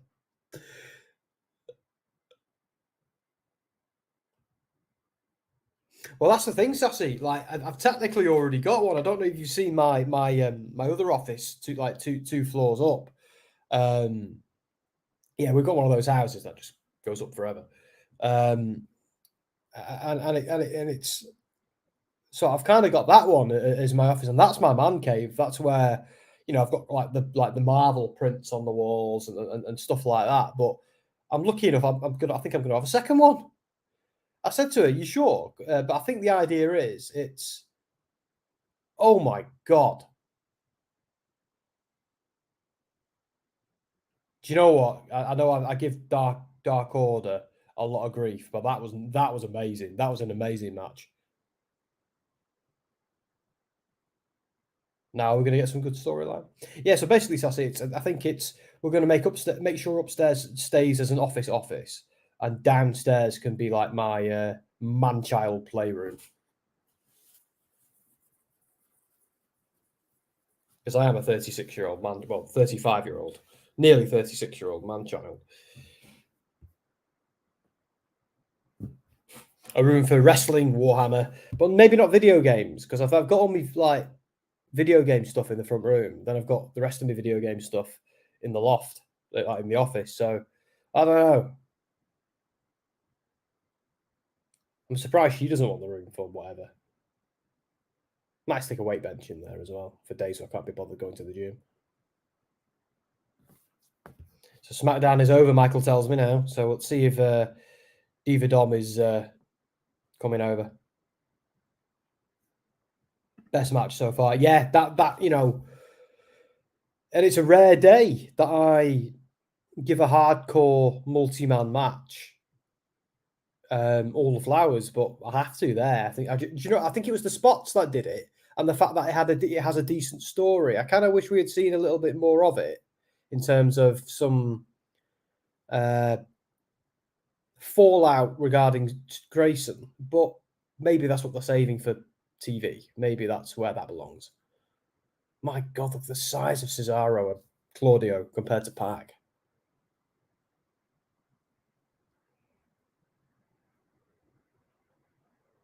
This should be good.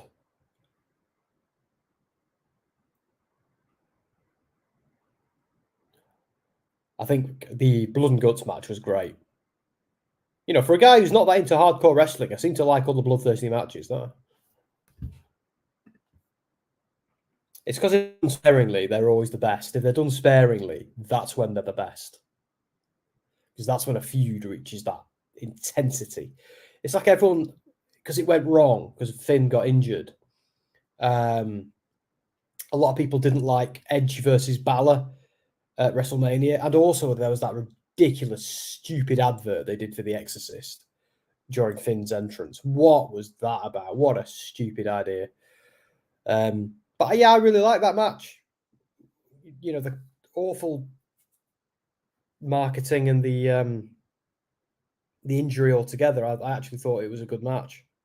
I think Edge did well to buy some time for Finn as well, but it got awkward by the end. Him just running around looking for chairs and stuff. It was like, come on, Edge, what are you doing? He's right there. Oh, Michael, yes. Yeah, we're about to get the main event, PAC versus Claudio. So this should be a heel-on-heel murder fest. I'm looking forward to this. 2 in 10. Although Claudio's only been a heel since the Blackpool Combat Club turned, hasn't he? I seem to remember he was the one we were all rooting for when he was up against Jericho. That's why Bloodsport is great intensity. I always go out of my way, Sassy, to WrestleMania weekend. I always go out of my way to buy Bloodsport and watch it. Like first it was Matt Riddle's, then I've forgotten his name. I'm so tired, I've forgotten his name. Dude who came after Barnett. Sugar, yeah. What happened to Willow and Athena? Do you know what? It's got to be after this. It's got to be. It's got to be the main event. I wonder if they're going to let the women main event. Willow wins, send the crowd home happy because this is a heel-on-heel grudge match. Must be that. Unless we're missing something. I think it's a bold choice, and I think it's a good choice. I think it might be a good idea, that.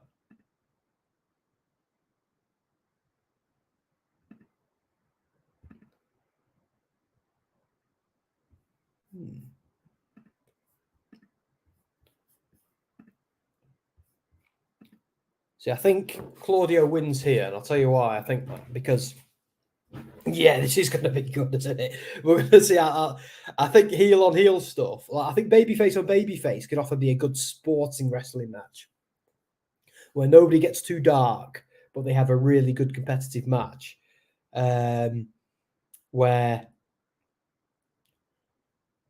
I think heel-on-heel, you can just sit back and enjoy.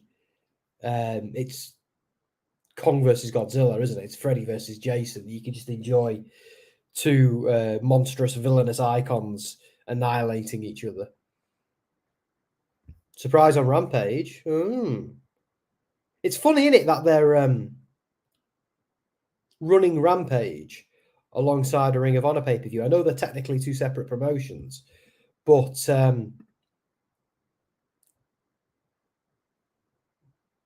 you know what I mean? They're still within the Tony Khan empire. I just realised I didn't do a poll or a banner for that one. We'll do it for this one. So let's do it now. So let's go with Claudio first. This is the bastard. Can't tell me off YouTube, that's his catchphrase.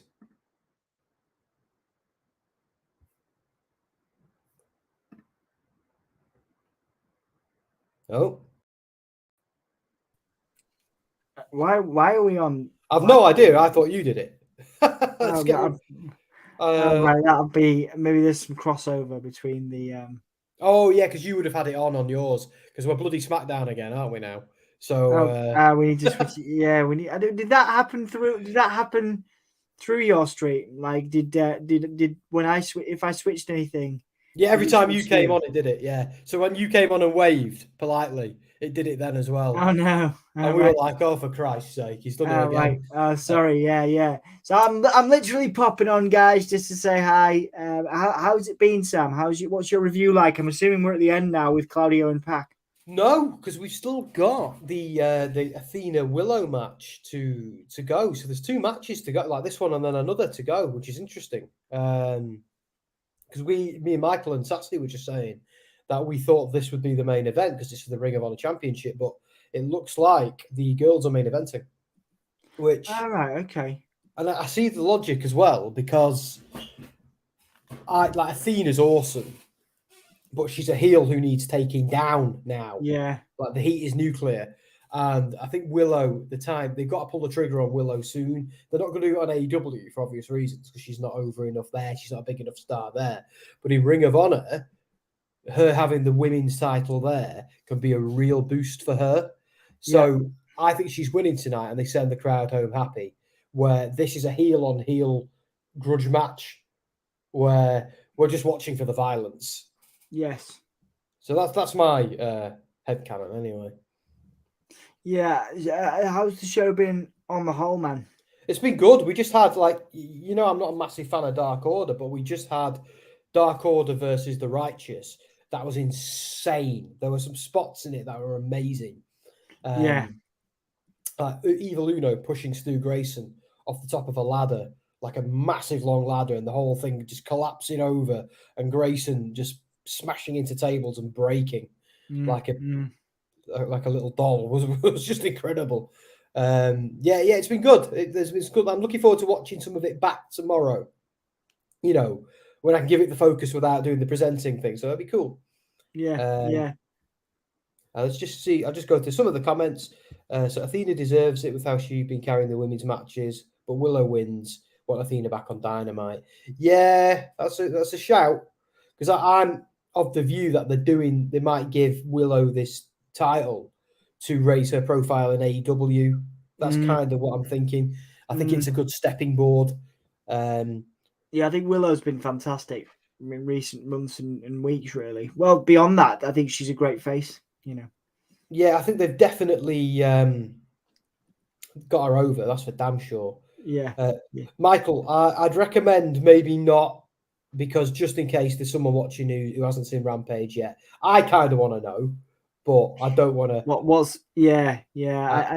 I need to check out the Rampage stuff. I'll do that post this. But yeah, how's everybody else enjoyed it? Let me know how you guys feel about it. Obviously, you know, again, Sam's been here for over 3 hours. You know,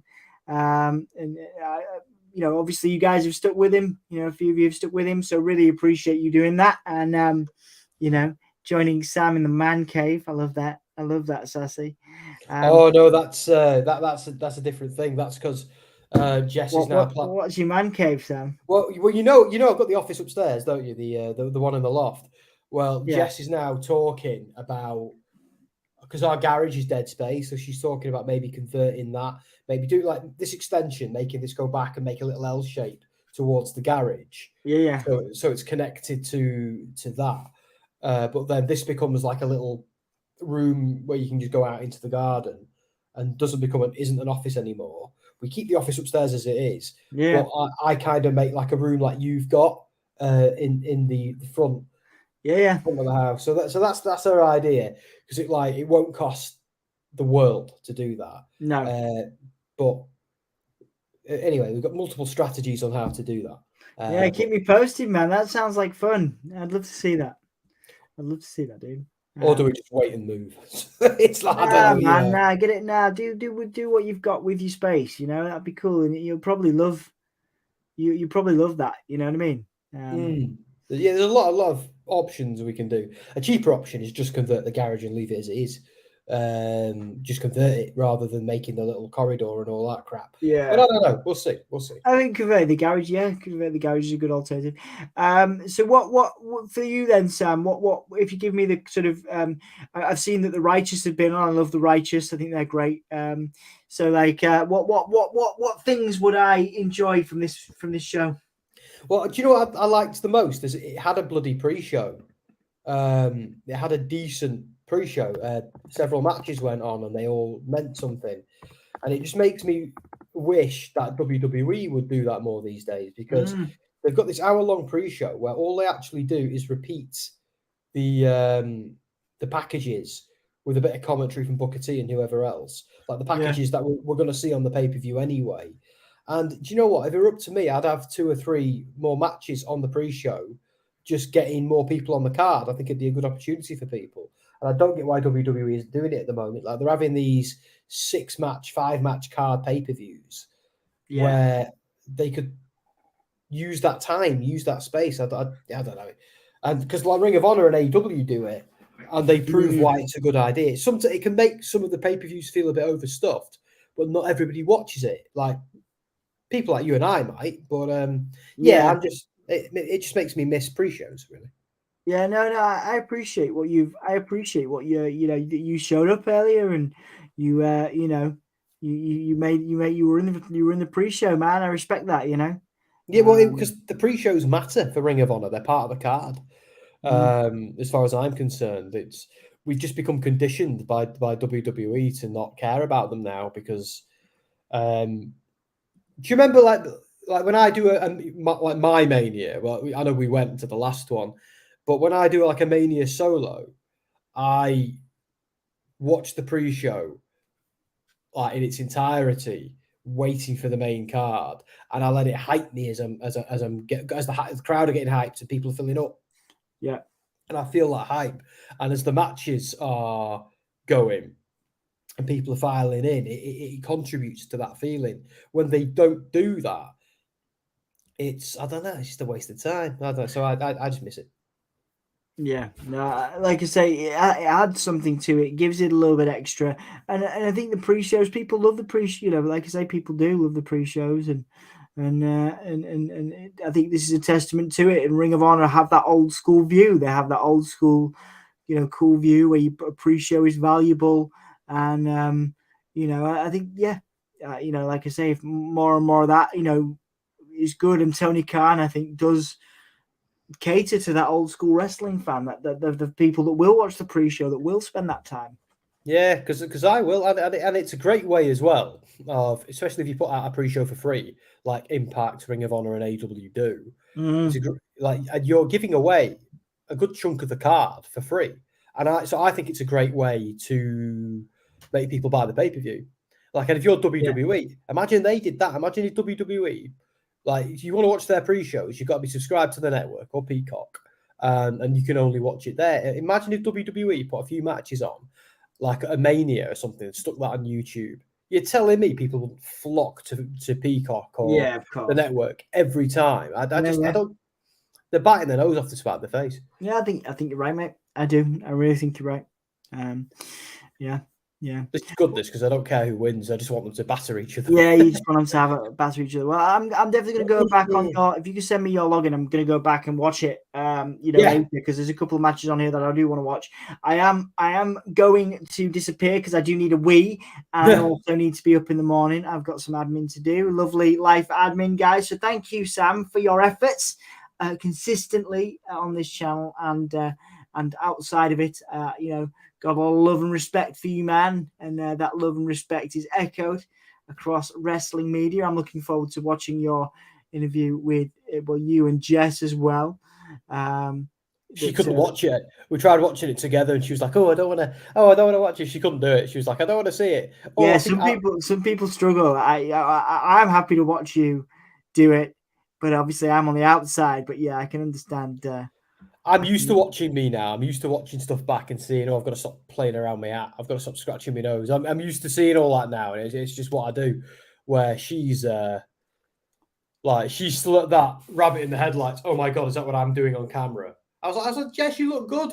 So the only problem with that stream is the bloody light coming in from that window is blinding everybody watching it. That's the only thing. That was my takeaway. But anyway, it's all good, man. You know, it's all good. Like I say, it's you know, it's a good opportunity. Hopefully, some people learn some stuff from it. I think it could be a good thing. You know, so there's one thing on there that is going to shock a lot of people about when Jess discovered I was a wrestling fan. That's going to surprise a lot of people. So yeah, I'm looking forward to checking that out for sure. For sure. Nice one, guys. Go and check out that interview on Tom Talks Rubbish. Shout out to Tom Talks Rubbish. Please spend your time, you know, whether you come back to this, please spend your time, you know, with this stream with Sam. We appreciate you, whether you come back to it, whether you join Sam, or whether you've been here for the full duration. We're lucky to have you. Thank you, Sam. From the very bottom of my tired heart, I have spent most of the day on a motorway. I am very tired, but I am very happy that you are here covering this, because somebody needs to, and I think we'll see. You know, as I've talked to you before, I think a lot of people do check this stuff out, particularly the indie show. Well, not indie shows. Ring of Honor is no longer an indie promotion, but people will check this out afterwards, because you know people want to get the views of people like yourself on this. So I think it's really cool. So thank you for those that supported me on SmackDown. Thank you to those that are supporting Sam, and I will speak to you soon, man. All right, dude, have fun. Go to bed. I'll be joining you soon. I said joining you soon enough. I'll be going to my bed soon enough. If you want. Bye, mate. Yeah. It's a long drive. I was going to say, I don't think Emma would be best impressed either. She'd be like, what take you till about 7, maybe 6. You could probably be there by 6, maybe now. You must be joking. Oh. You know? Right. Anyway, night, dude. See you in a bit. Very much. Bye. Yeah, could you imagine that? Yeah, Sam's joining us, darling.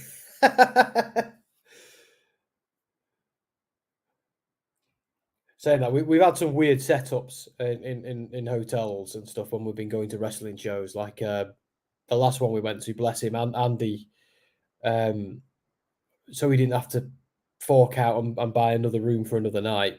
He's not that he was being cheap or anything. It was mostly me and Dom being a bit flaky and being a bit disorganized that resulted in Andy having a hotel in one place one night, then needing them being without one another night. So we invited him to sleep at ours, but it kind of meant he had to sleep on the floor. So luckily we had like a spare duvet that he was able to wrap around himself, so he was relatively comfy, and he had pillows and stuff, but he still slept on the bloody floor in a hotel. So I felt quite bad for him. But so the next night he would have loved it. After SmackDown, he would have he would have loved it.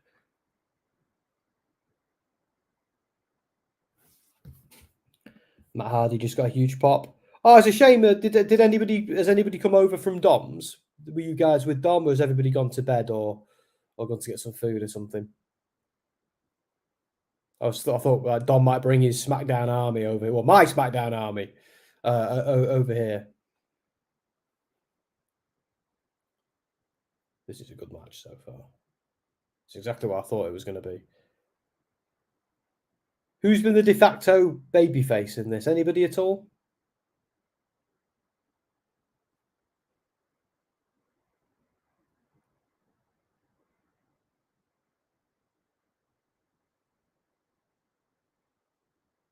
Bloody hell, PAC's strong. He's built as anything, isn't he? 1, 2, not a start. Could you imagine if PAC became the Ring of Honor champion here? That'd be incredible. He's not held it, has he? I don't think we've ever seen PAC in Ring of Honor, have we? Or have we? Yeah, man versus man.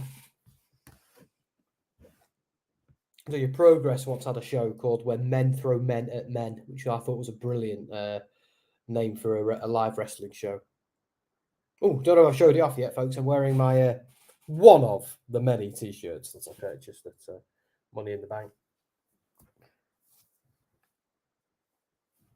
It says I was there on the back.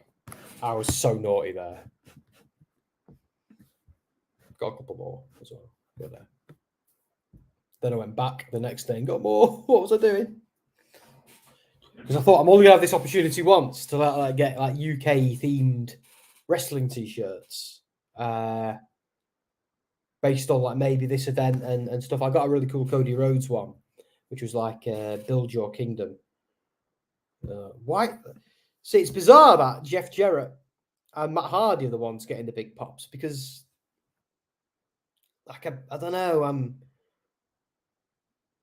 I think both have been great in the past. Like Jarrett was such a dick in WCW; it was great. And Hardy's obviously Hardy, and doesn't need to do anything to impress anybody. But they're not two people who excite me in 2023. In 1997, yeah, all over it. But in 2023, they're not the two guys I really want to see. I don't know.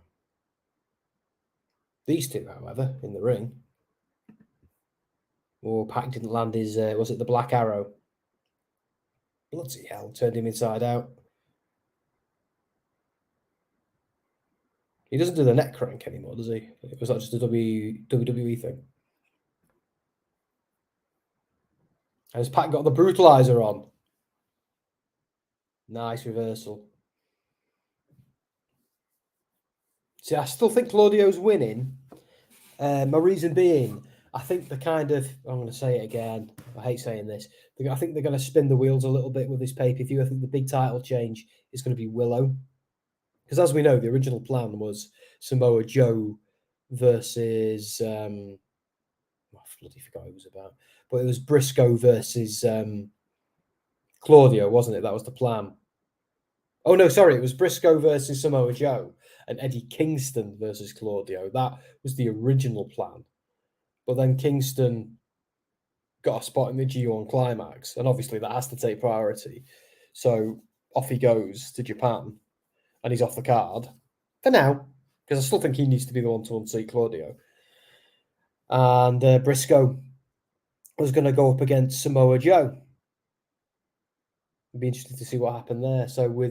And then sadly, then they upgraded Briscoe to the main title picture instead, and then he got injured. So it's been quite a cursed pay-per-view in many ways. It's been a good one though. I think Ring of Honor has put on some consistently good pay-per-views, and because we only get three a year, 3 or 4 a year, they I think it'll be 4 next year because they should do the anniversary show as well. I feel like it never outstays its welcome. To be fair, I know WWE, bloody AEW are talking about doing more pay-per-views, and I'm fine with that. But with the AEW ones and with the Ring of Honor ones, they're not far off having a full house, a full 12 months worth of pay-per-views, one a month, if you think about it.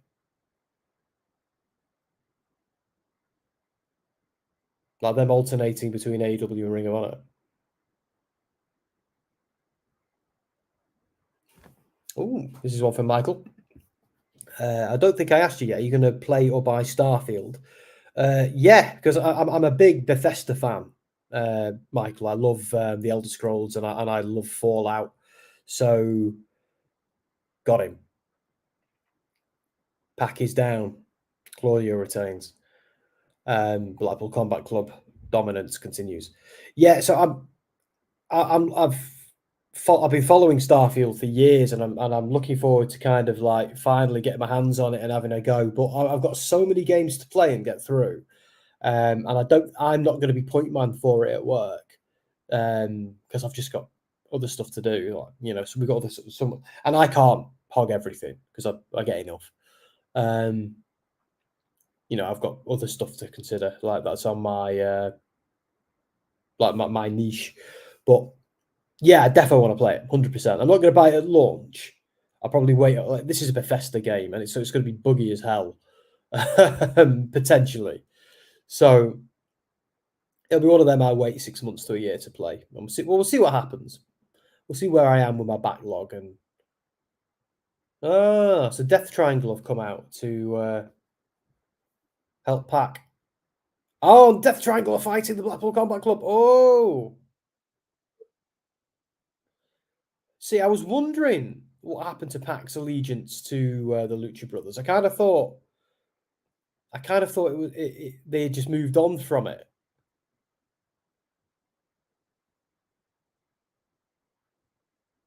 What are these two doing out? What the hell, man? Oh, they're just going to send out every tag team now. Oh, it's going to be one of these moments. Oh, here's Orange.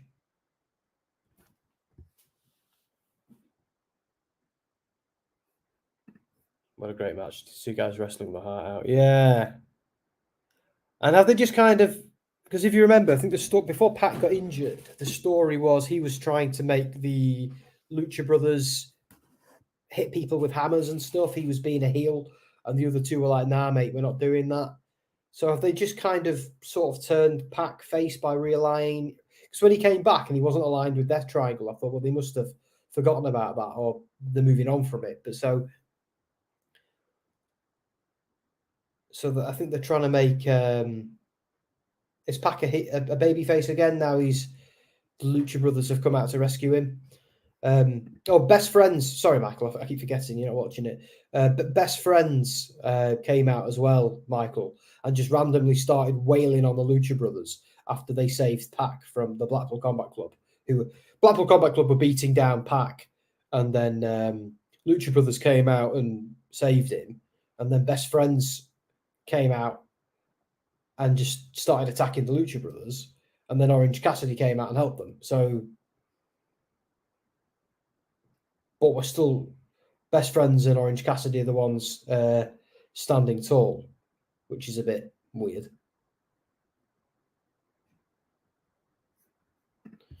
It was a weird ending, Misfit, but I think there's still a match to go. I think we've still got Willow Nightingale versus Athena to go. Yuta versus Cassidy. Haven't we seen it though? Haven't we not? Am I wrong? Have we not seen that a bunch of times?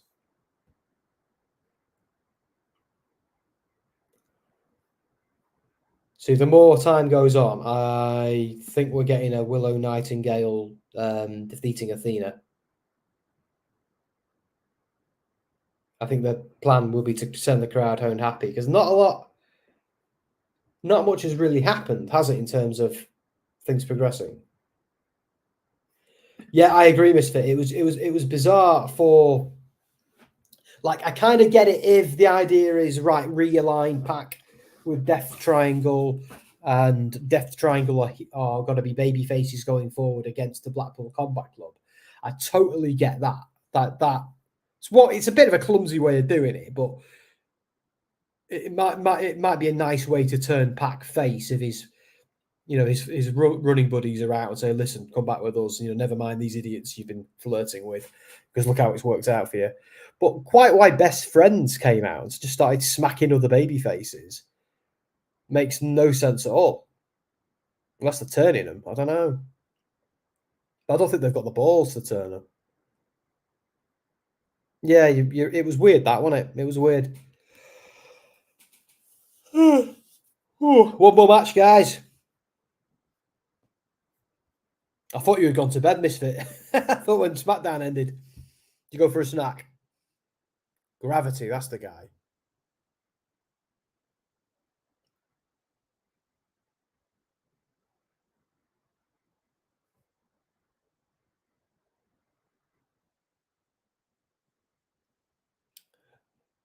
See, that's why they did that silly ending, just to sell that match on Dynamite. Just what the hell? So here we go. Main event time.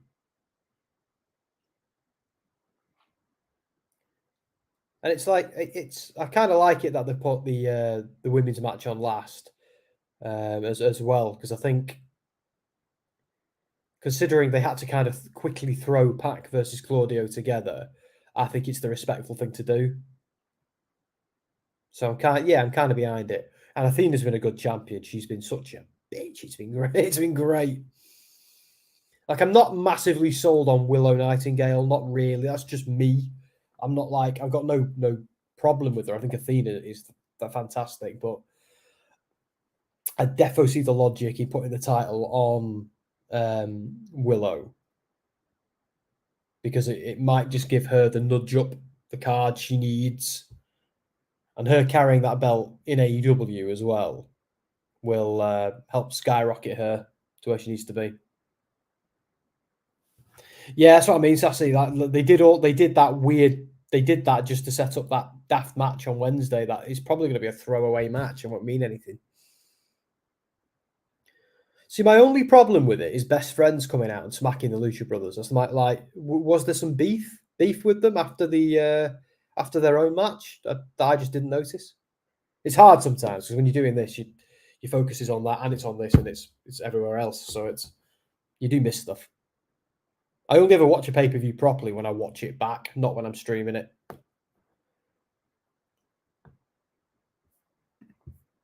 Well, Athena wins, and at the end we get the debut of Kairi Sane. I'd prefer that personally, but I do think they've got to pull the trigger on Willow Nightingale at some point.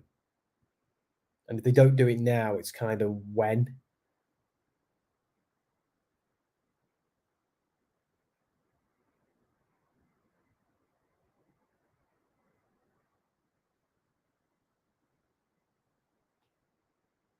Because she's like a really over babyface. And Athena's been a great champion. She's not been a Jade Cargill sort of champion. She's been more of a, I don't want to say like an intermediary champion or anything like that.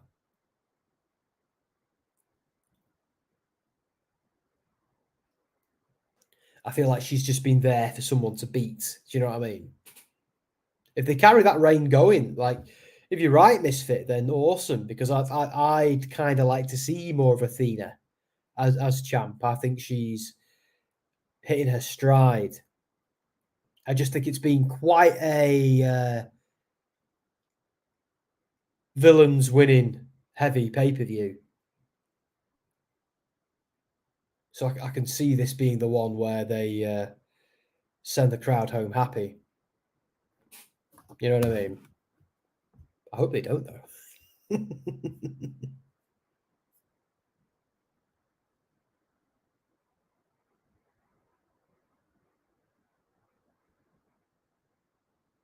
I have a colossal crush on Athena, by the way, folks.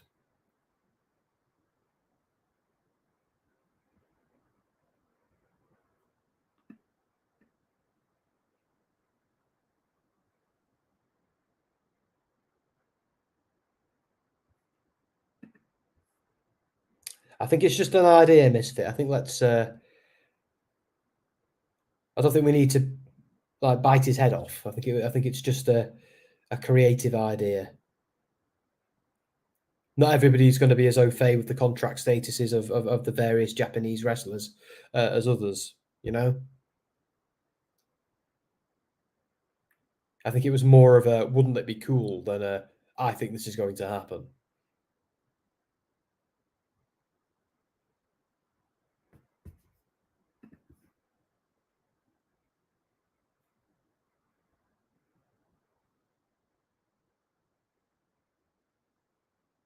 See, I'm rooting for Athena.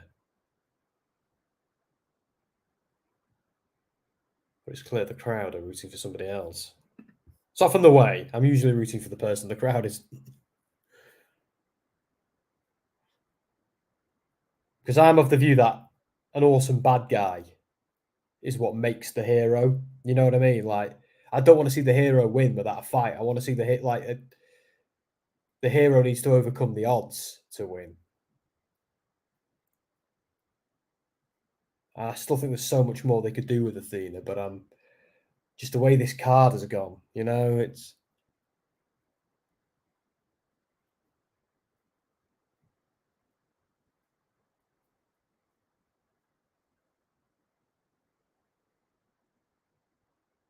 Let's do a poll and see what everybody thinks. Actually, I've been so bad at. I think I missed a couple this time, but what we're gonna do.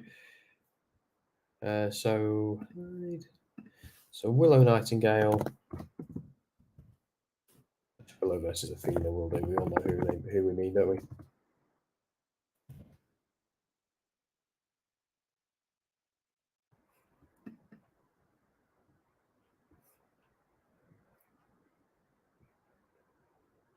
Code of honor. You've got it. Ooh, that's one way to do it.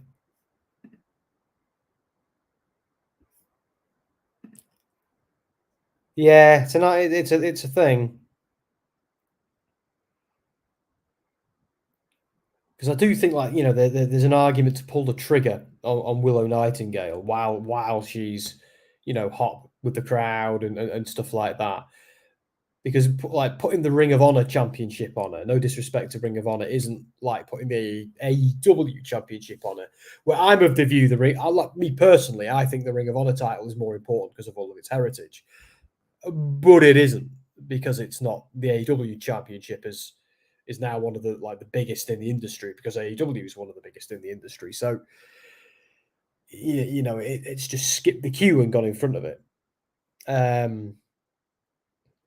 But I think her holding the Ring of Honor belt on AEW will help her look strong on AEW until she eventually loses that and goes after one of the AEW belts. That's what I could see them doing. Although with the Ring of Honor belts, there's a hell of a lot of belts on AEW. So keeping them as separate as they can is wise, in my view.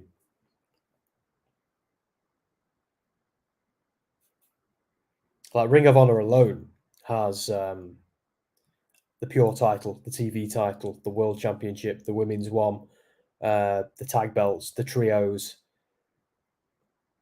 I think AEW only has like one more.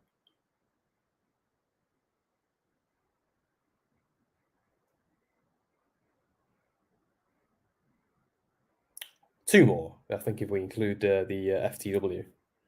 And we should include the FTW, because I know it's unofficial, but it's still a belt they're using in their promotion. The unofficial is just kayfabe.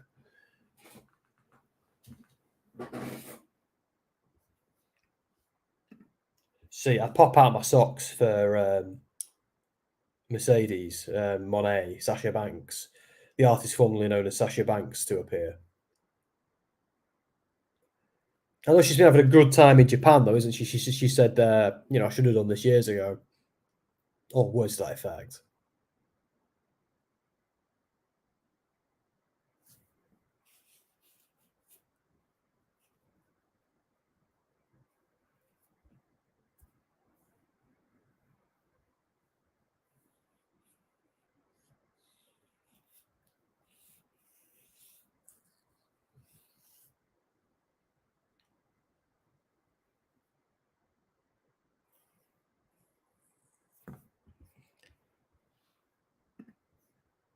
Yeah, I wonder if she does win, Willow, if she does win, it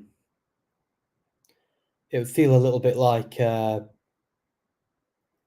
feel-good moment that was Dalton Castle defeating Cody that time. Just I don't know, just feeling the same vibe.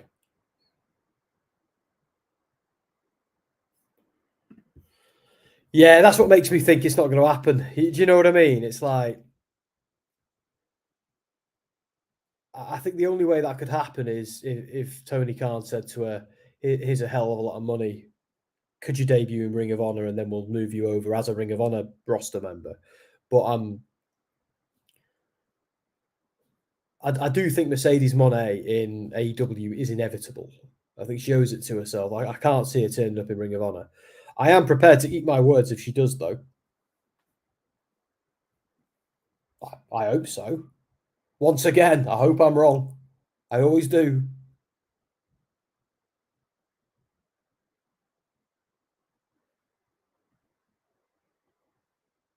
Bang. Bang. Bang.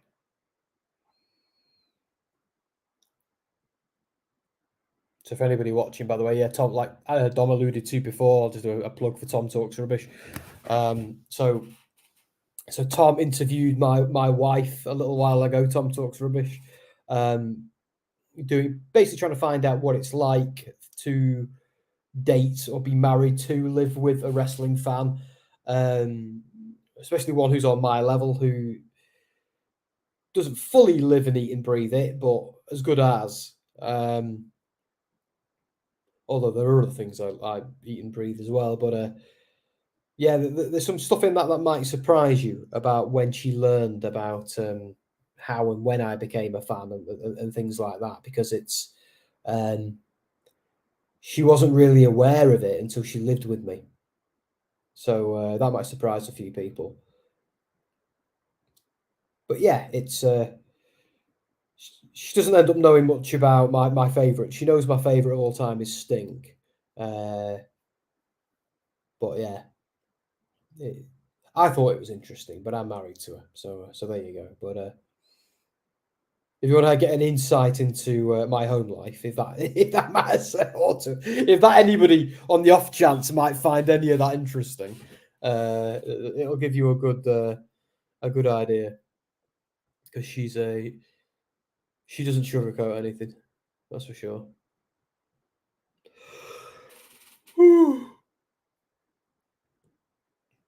And don't forget, we've got a ton of content on WrestleSphere in recent weeks. So if you want to read any articles of me, Dom, and Andy Spores interviewing WWE, AEW, and Impact wrestlers, go check out WrestleSphere.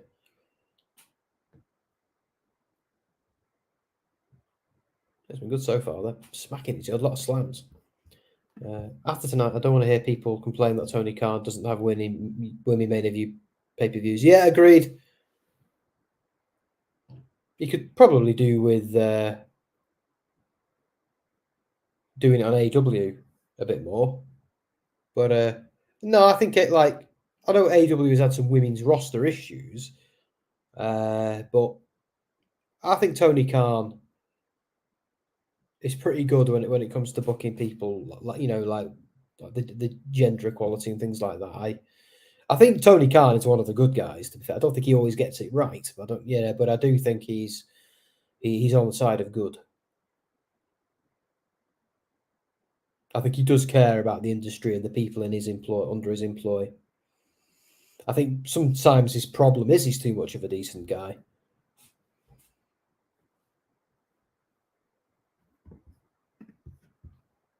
I'm going to 100% honest here. I think the pounce is one of the stupid moves in wrestling. I agree, Misfit. It's a horrible move. Yeah. So this is a weird one, isn't it? The pounce, because I think it depends who does it. I think it only makes sense if you are like a monstrous big person with cat-like agility. So the only person who springs to mind, the only person who wows me when he does it is Keith Lee, and even only then sometimes. I think I've seen Keith Lee do the pounds and like send people flying, and that's kind of believable, and it looks good, looks legit. It's like when someone does a half-ass spear. Someone who's not a spear guy doing a spear just doesn't work. Like Ricky Starks is a smaller guy, but he makes it work by just like elevating himself and just like coming in from the air. Where I've never thought Roman Reigns' spear looks particularly impressive. But when Lashley, Edge, and Goldberg do it, it's always electric. Like even now, like people give Goldberg so much crap, but the guy can still do a spear and make it look better than anybody else. And I think it's the same with the pounce. I think it's got to be done by somebody believable, and it's got to have some mustard on it, or otherwise it's just the kind of move. Yeah, I have to agree. I don't think it looks especially interesting when Willow does it. I think it's a move. It's got to be a move reserved for really big people, because I think the whole point of that move is look how agile this big person can be. I think that's what you're meant to take away from it. But again, the stupidest move in all of wrestling, in my opinion, is one of them is the Irish whip. As Shawn Michaels once correctly said, if wrestling was real, there'd be no such thing as an Irish whip, because it's the way you think about it, it's obvious cooperation.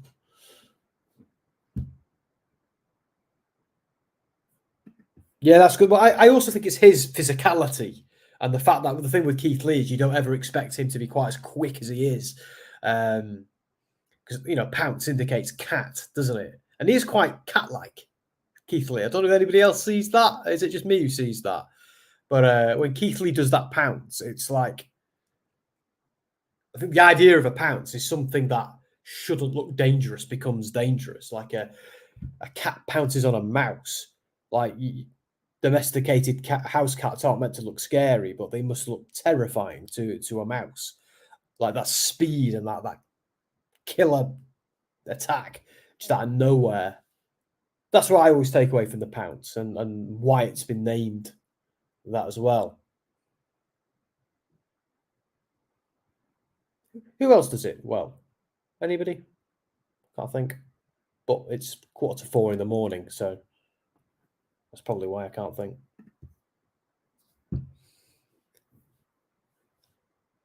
Because I'm about an hour later than I usually am with this thing.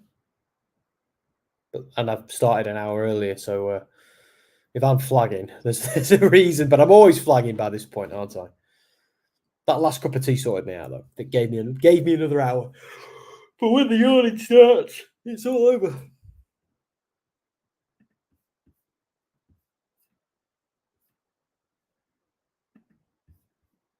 just going to do one last poll. Just realise I haven't done it.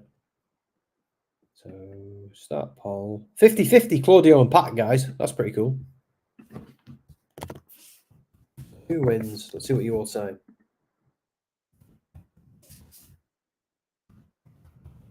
And 2 types of surnames. Yep. New rule: if it's past 3 a.m., you don't get a surname.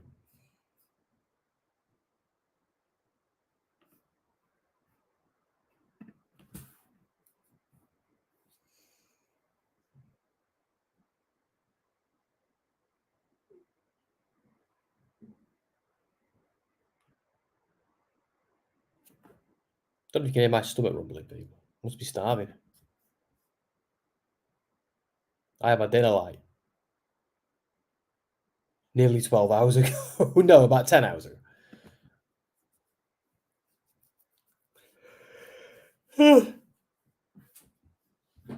I had those crackers, but they didn't really hit the spot.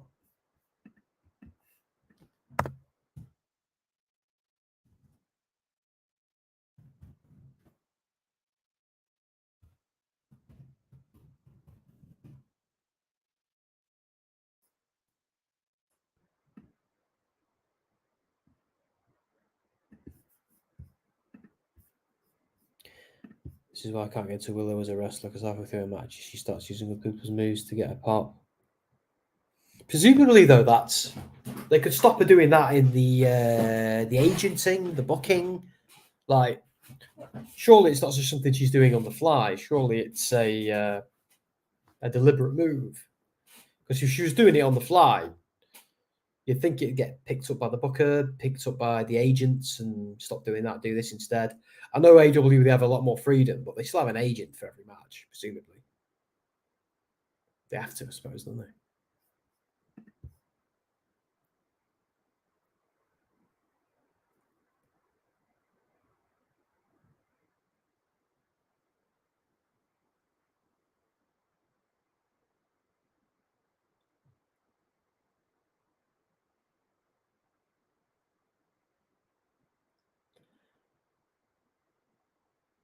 It's nice to see Ring of Honor do these large venues. I like how it still looks like quintessential Ring of Honor, but has the crowd of a small or to average AEW show.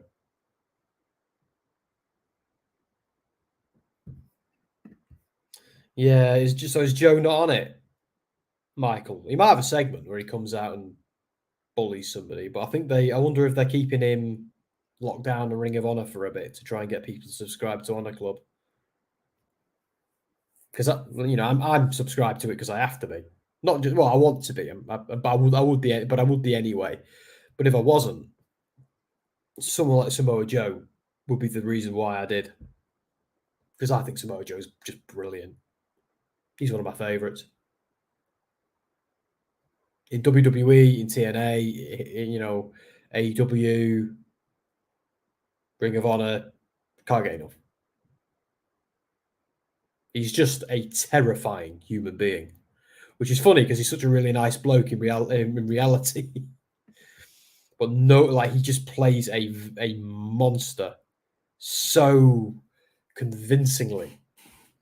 And I love that fact that he's an intelligent monster who's always one step ahead as well. That makes him even more dangerous. Just perfect.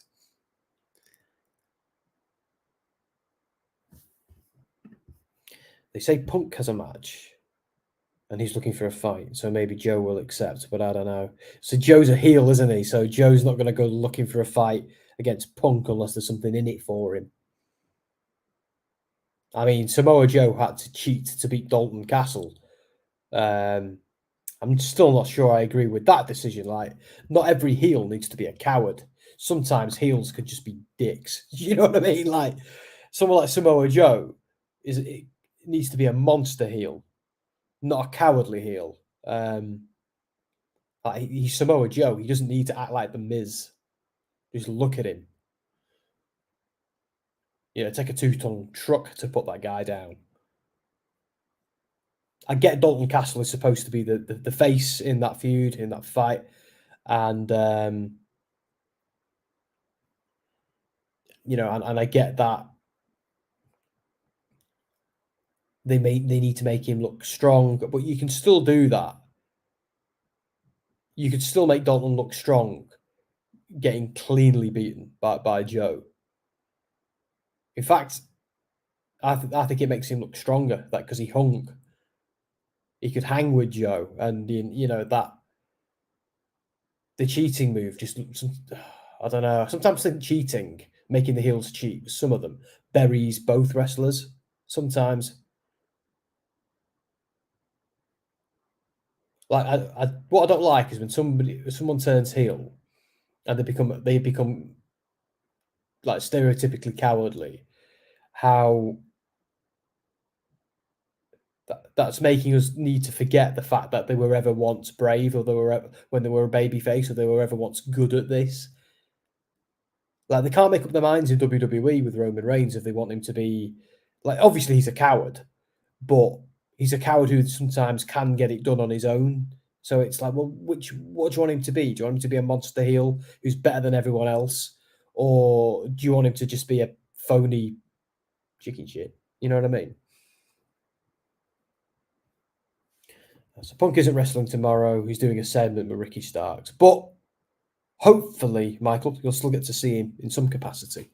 Like, let's be honest, what matters with CM Punk is him coming out and doing his entrance and speaking to the crowd. Like that, that's what we want to see Punk do on TV more than actually even wrestle, innit?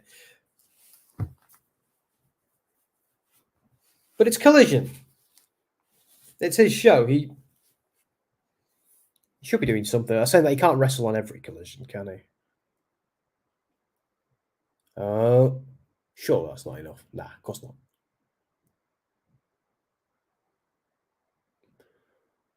I can't see that being enough, can you? No.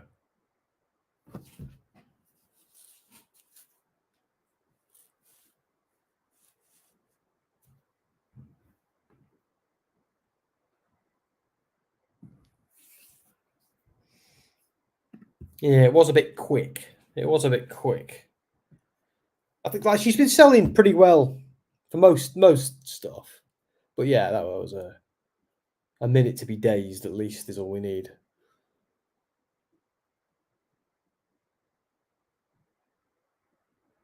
So Athena certainly sold.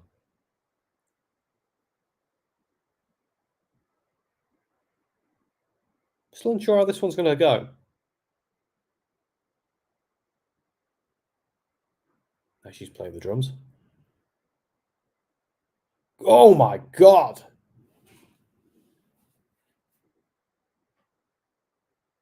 Athena just took her jaw off. The Eclipse. Or whatever she calls it these days. Into a submission. Yeah. Selling now, aren't you? Selling now. Surely she's not going to tap. Leg on the rope, Willow. Come on. Oh, no.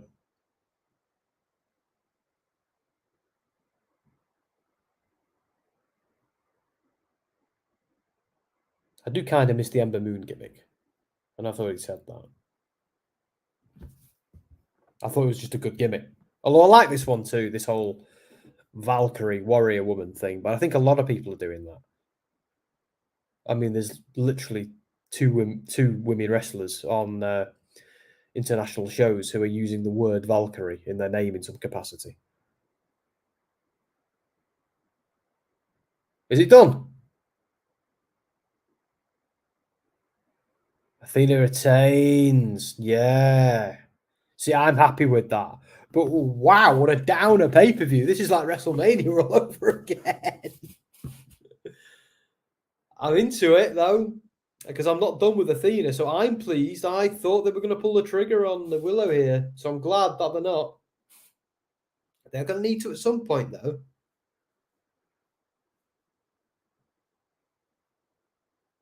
Interesting.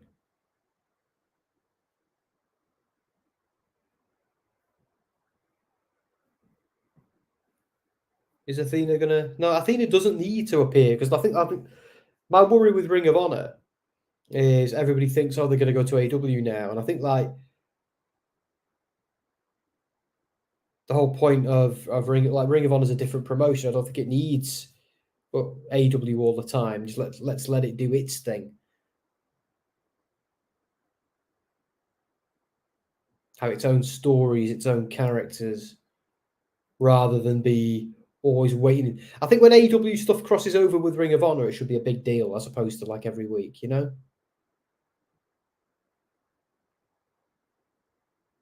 Like with the brand splits in WWE, it should be a big deal. I'm not going anywhere near that cesspit tonight, that's for damn sure.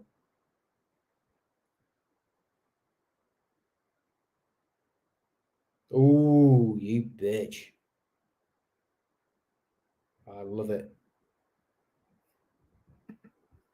Debut at the end. Oh, no. Raise their arm. Raise their arm.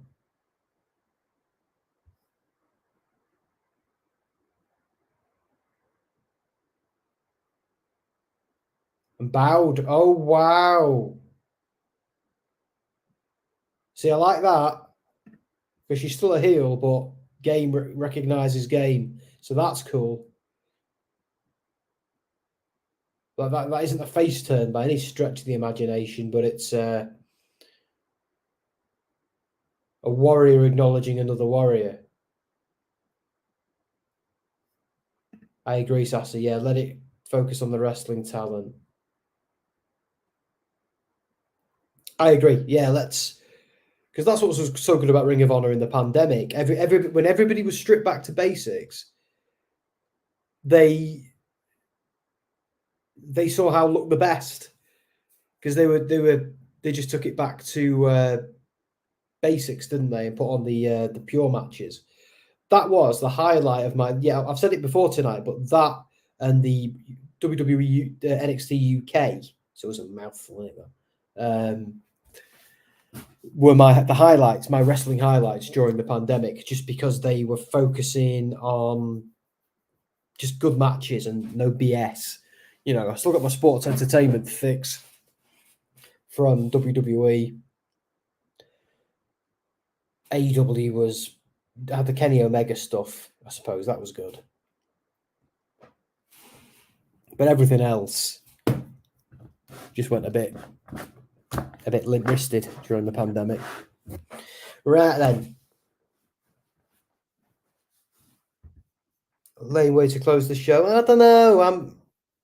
It wasn't brilliant, but I kind of like that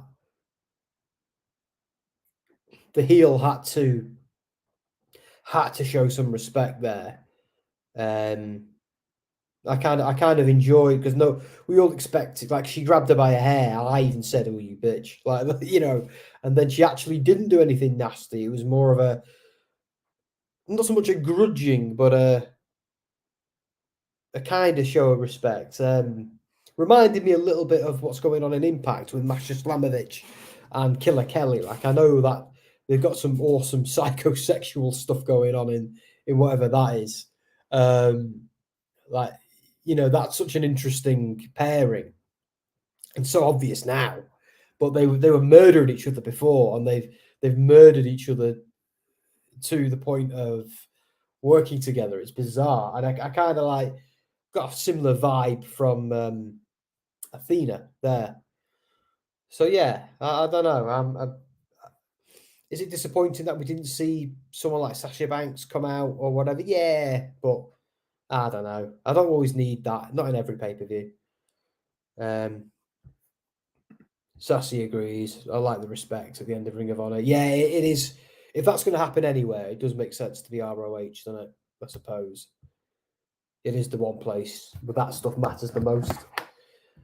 Michael's saying he's going to bed. So, yeah, me too, Michael. It's 4 a.m. and I want to get a bit of sleep if the bloody sun comes up because it's going to be any minute. So, right then, guys. Yeah, I suppose. Good night. Thanks for joining me. It's been a long one tonight, hasn't it? That's what she said. Dan will be back on Monday. I'll probably be back on Friday night with SmackDown, providing something doesn't go wrong. So I will catch you then. And I should really see if we can have an outro, shouldn't I? Who shall we have? Haven't had this guy for a while.